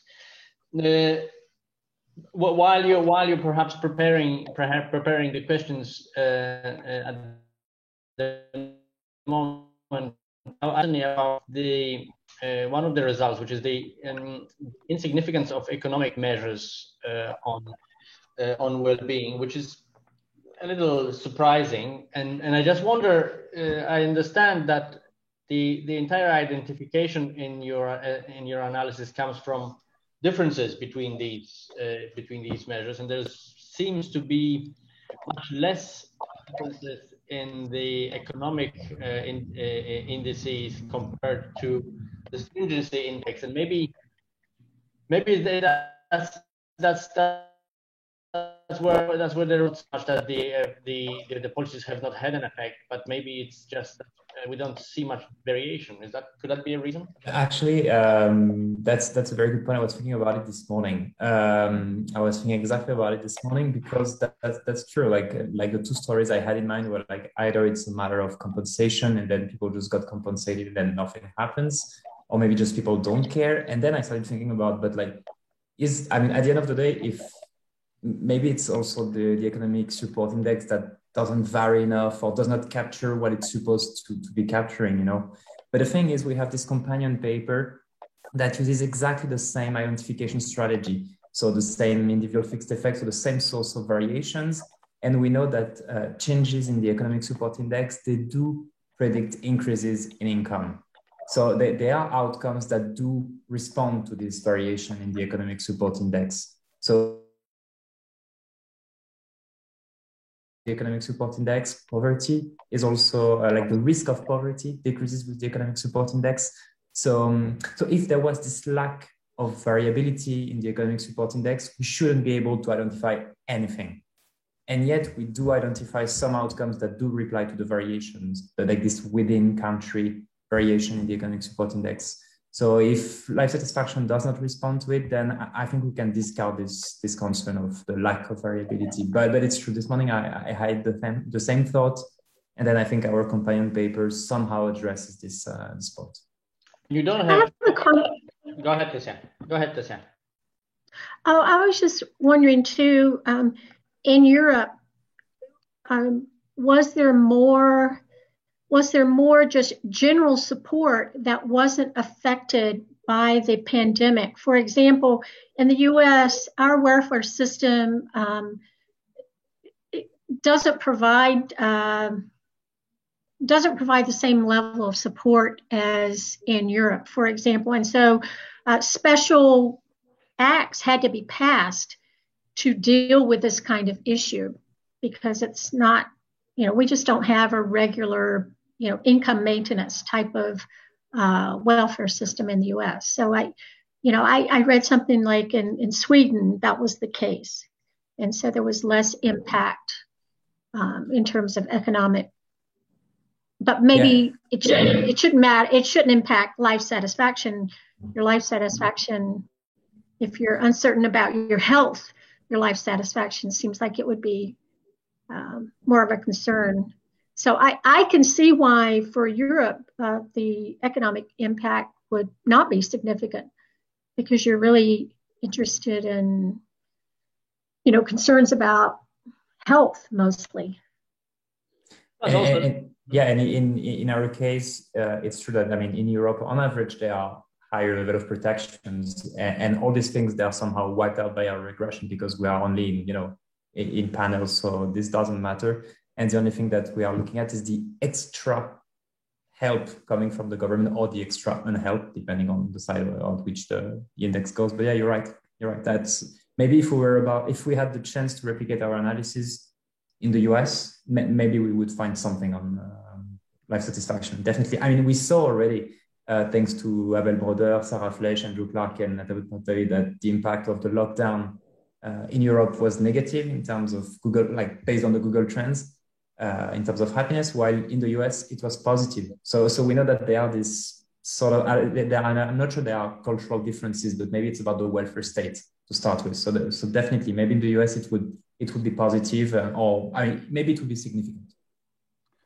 Well, also as I said, for the US, you're going to really need to include fixed effects for different geographies, because like in Louisiana, there was high COVID and virtually no lockdown. While in Washington, D.C., there was lockdown and low, include U.S. as a single variable.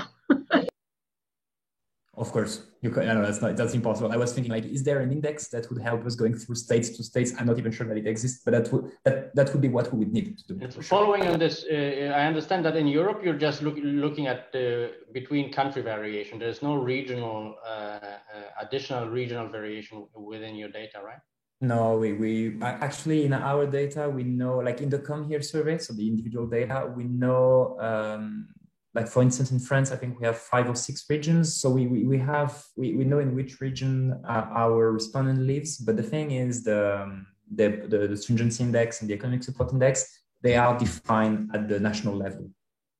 So that's, this is the level of variation that we can use in our paper. So, but it would be really great to be able to go a little bit further. One of my co-author, Georgia Menta, she published a paper about the dynamics of poverty within Europe, but within regions of Europe, and you see that there are some regional differences. So if we would have been able to go at this level, I think I would have loved to do so. Thanks. Nicolas, you have a question. Welcome. Yeah, welcome. First of all, thank you for all the interesting presentations. I would have 3 small questions also for Anthony.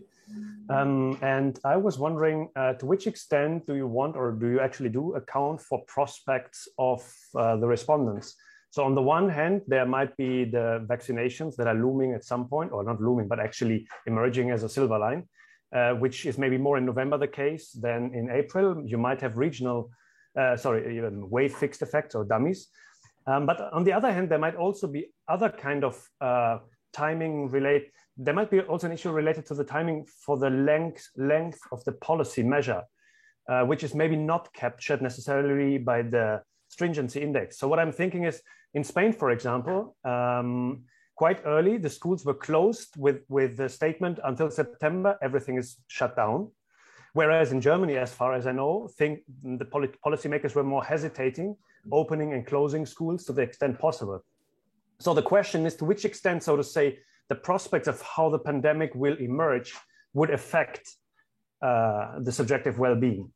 On the other hand, a second aspect also related to the timing is, I wonder whether actually the accumulated experience may matter. Now, I had the pleasure to have the second spring in a lockdown in Spain. So the thing is, though, the first one was very tough, including an economic hibernate. And the second one was, so I didn't check the numbers, but I guess in terms of the stringency index, it would have been probably less severe. On the other hand, we started spring super exhausted because we already had a year of lockdown, essentially with a small summer break. So I wonder whether that may also matter. And a third aspect is more in terms of the econometrics. And I'm wondering whether you are worried or address time varying factors like stress or anxiety, which might be correlated with both the COVID death toll over the last weeks and the stringency index over the last weeks. Thank you. Lev, do you have a question to Anthony as well, or is it? Well, actually, yes. So okay, so let's collect them. Let's collect them all. And okay, and I opened the notepad, so I'm taking notes of everything, so you can go. I actually have not a question, just a comment, and it is in line with what Thesia was saying.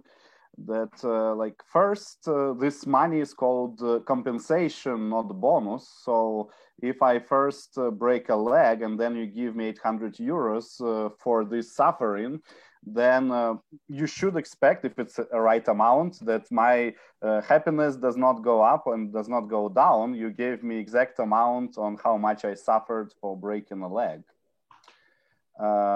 And another thing is about expectations. So, well, there are two things about expectations. First is, I think that effect on like my happiness should be the biggest when policy is announced. When somebody told me that I'll get some money in future, I already feel like happiness, not maybe the time when I actually get this money. So when I just promised. And second, yes, it's like exactly in line with Cesar, is that if I am such an European that I expect government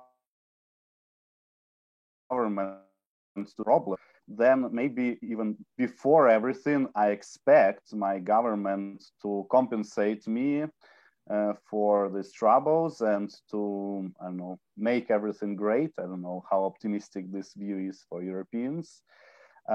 In such a case, I would not be even surprised when government would announce me that they will give me some money, because this is what I expect from them in the first place. So yeah, just some comments. So a few minutes to respond, Anthony. Okay, thank you very much for all your questions. I'm going to take all your points, and maybe not in the good order, but whatever. When it comes to expectations, first, so do we control in any way for expectations? Like explicitly, no, we don't. That's why, for instance, I was talking about the effect about the unemployed, and maybe if the effect of the stringency index is larger for the unemployed people, it's potentially because actually their expectation, got really worse because of the COVID-19 crisis, because they know that they were already out of the labor market, and then it got even worse. But to some extent, I think some of our controls take into account expectations, because we have the country fixed effect and we have the wave fixed effect. So if we assume that everybody more or less share the same type of expectations, that to some extent we do control for them via the wave and country fixed effect. And on top of it, we also have individual fixed effects. So if you have I don't know, if you have really poor expectation about the future, or very good expectations about the future in general, fixed effect. So we don't do it explicitly, but I think we take care of it indirectly. When it comes to the timing of the pandemics, so there were different questions. I think the first thing that is important to say is that in our paper, when we look at the effect of the stringency index or the economic support index, these are 2 weeks averages before the interview. And because we had this idea that what matters is not really, it's what you're living today at the moment of the interview, but what may matter is also the accumulation of the experience, what you already experienced over the last 2 weeks. And we played around, actually. We took the index at the time of the interview. We took the index 1 week after the interview, 2 weeks after, 3 weeks after, the average, the highest level, the lowest level, and we really played around them. And what we saw is that actually the effects are very similar. When you start going further like 1 month and a half, this is when the result starts to become less and less significant. And this kind of makes sense because things that happened 2 months ago, you tend to either adapt or you forget. So really you were right about the timing. What matters is something about the accumulation and something that is kind of clear, close in time. But if we start going further, we don't find anything left. When it comes to what matters, maybe not what you're living today, but maybe it's like the announcement of the government saying we are going to enter into a lockdown. We didn't do it in this paper, mostly because we checked all the interview dates we have in the survey, and none of them really coincide with this kind of events. Because at the beginning, to be fair, I wanted to do a regression discontinuity design. I wanted to compare people just before and after the announcement of a stay-at-home order or something like this. We can't do it in the data, but I agree it's something more that we could have done if it would have been possible.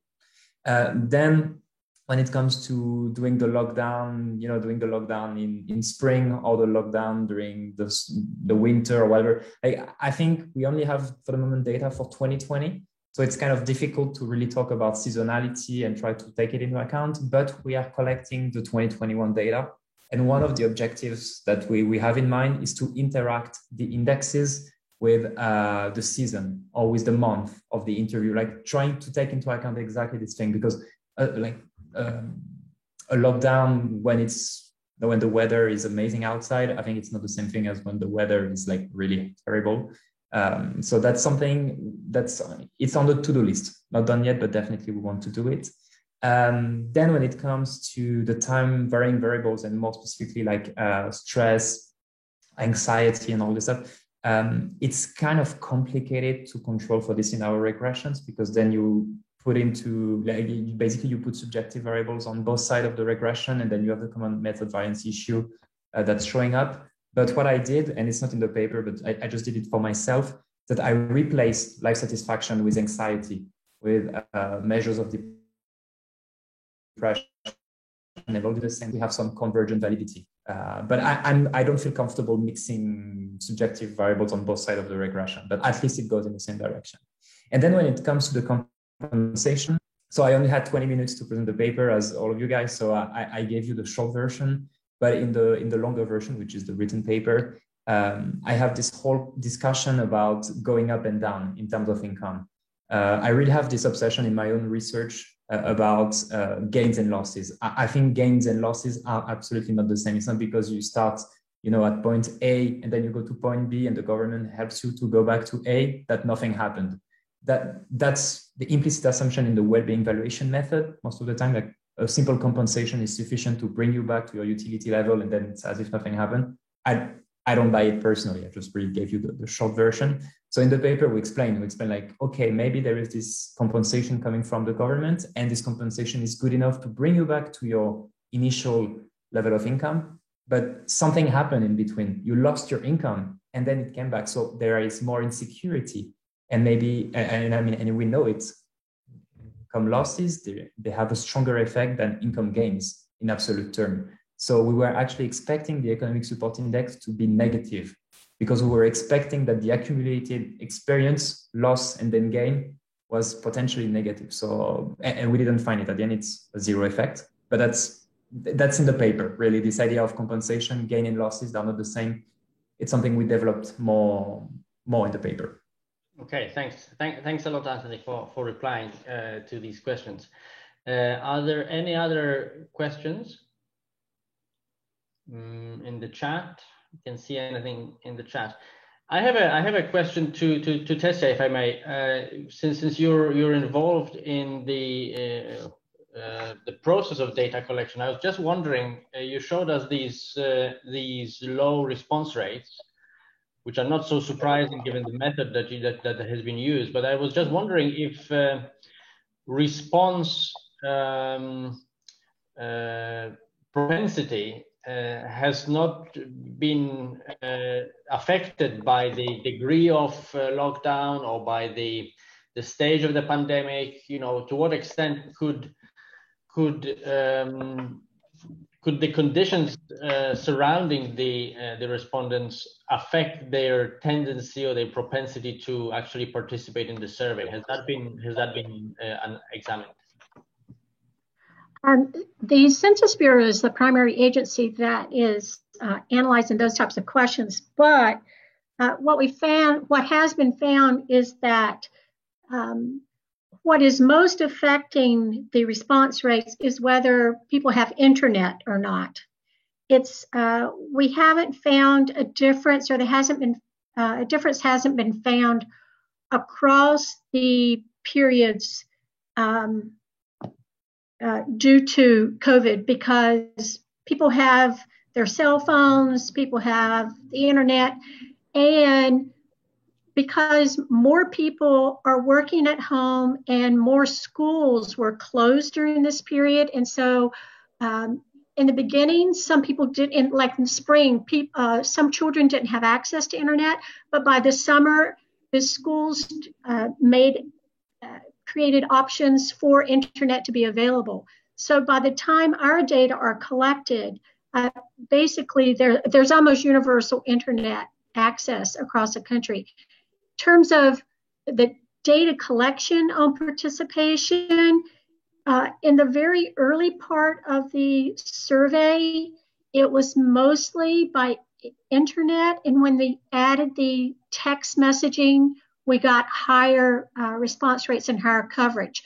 Like I said, by phase 3, which is what we're looking at, it was across the board. I mean, even though the response rates look small, the sample sizes across the country are quite large, and the weights are used to make them representative across the country. Now, it's not controlling for all the differences across, but I don't think, based on the analysis I've seen so far, the participation in the household pulse survey was not affected by the pandemic itself, but it could have been affected in phase 1 because of lack of interest. But like I said, that's when the addition to text messaging was added, and that was, I think, in phase 2. Okay, thank you. So response rates went up with text messaging. Right. Nikolai, you have a question. Yeah. I have one question on the presentation of the Armenian labor market study. And I was wondering here, the role of education. So one of the conclusions that emerged is that education, and I think also unemployment and professional match, were showing up with high contributions to the measure, so to the overall measure. I'm wondering to which extent that actually derives from different indicator weights. Because if I remember correctly, there was one slide showing us the weights of the indicators, and I believe education had a higher weight. And I was, on the one hand, wondering what is the justification for the different weights, and also whether that results might partially emerge from that higher weight. And in relation to that, also regarding the education indicator, I was wondering, of course, we can, with this method, with the Alkire-Foster method, we can combine different indicators within a single index. But what exactly is the motivation, for example, to include education as an indicator of labor market deprivation? We could also one could conceive or think of education as a kind of determinant or factor behind that deprivation. So I'm wondering, are there additional arguments for including or not excluding some of those indicators? With us, so Alexandre is taken over and will respond perhaps. Thanks, Nikolai, and thanks, Mikal, and thanks to all the organizers and presenters. I'm the coder of the paper and Kenar had to run to pick her kids from the kindergarten. So I have to. I will be the one addressing the question. The answer is the following. We tried with different thresholds of education to fix the deprivation status. This issue goes also to the discussion we had, I think, a couple of weeks ago when we have been discussing the ISET index, gender equity index, so equality index. So the idea is the following: whenever we have a threshold for education to be deprived higher than bachelor degree, because the way the multidimensional deprivation index is constructed, one has to fix a threshold. So whenever it is higher than bachelor degree, then education has no any impact on any contribution in the deprivation measures, namely adjusted headcount ratio. But when we fix it lower than bachelor, then it turns out an individual is deprived if has no bachelor degree or above.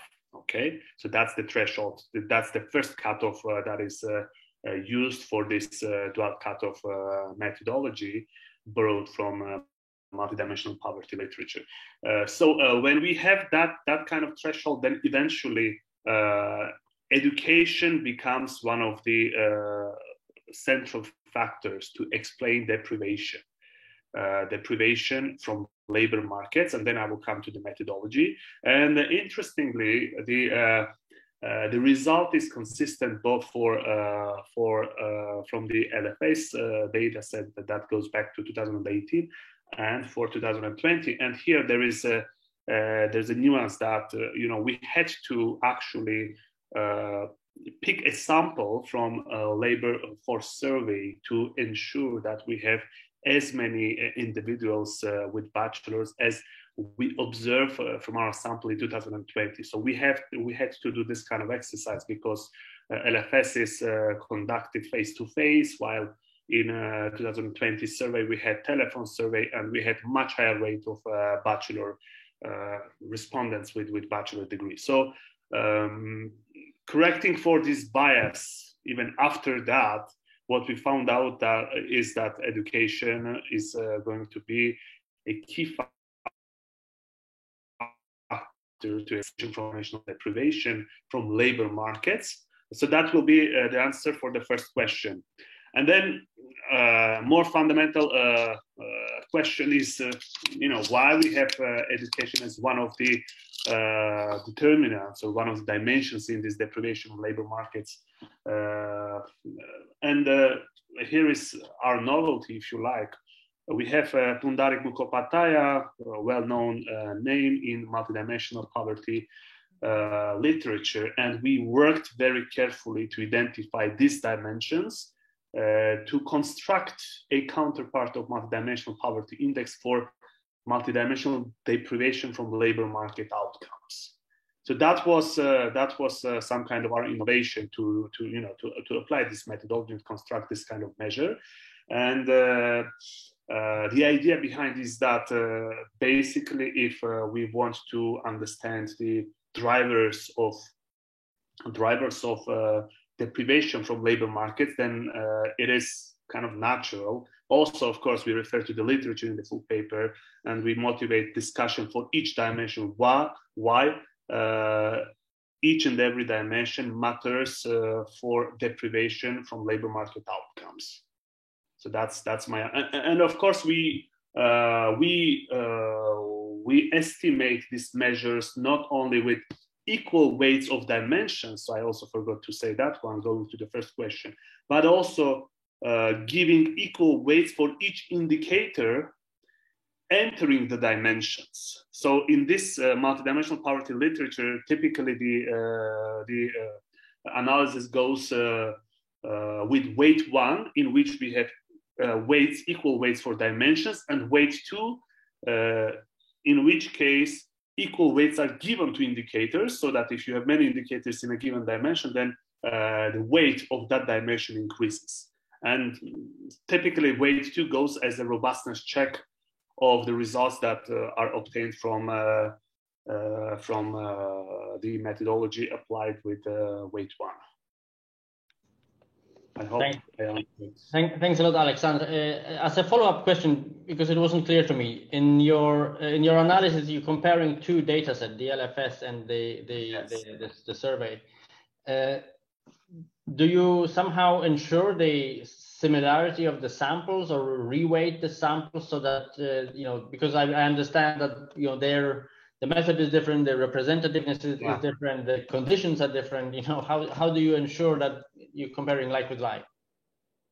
So we keep the same fraction of individuals with lower than having bachelor. I mean, we have a certain rate of bachelor degree, fraction of people having a bachelor degree from the 2020 survey, and then we apply that weight or that fraction to randomly collect a subsample from the labor force survey. There we have 19,000 observations, and from those observations we pick 1,450, exactly the same, with the having this fraction of individuals with more than bachelor, or with less than bachelor, which is, if I remember, it was like 28%. So we picked this random subsample from LFS with this fraction of individuals with this less than bachelor degree. So this was kind of, let's say, methodology that we wanted to make them compatible. But of course, we understand that there are some other issues, and the primary issue comes from the method that was applied to collect these data sets. So we are now at a stage to write a paper. Maybe we do some other robustness check, let's say controlling for gender composition in the two data sets, and we will see how to do. But at this stage, we have this kind of data sets to compare with. Okay, thank you. So, are there any other questions in the chat? I can't see anything. Liv, if I may, I was surprised.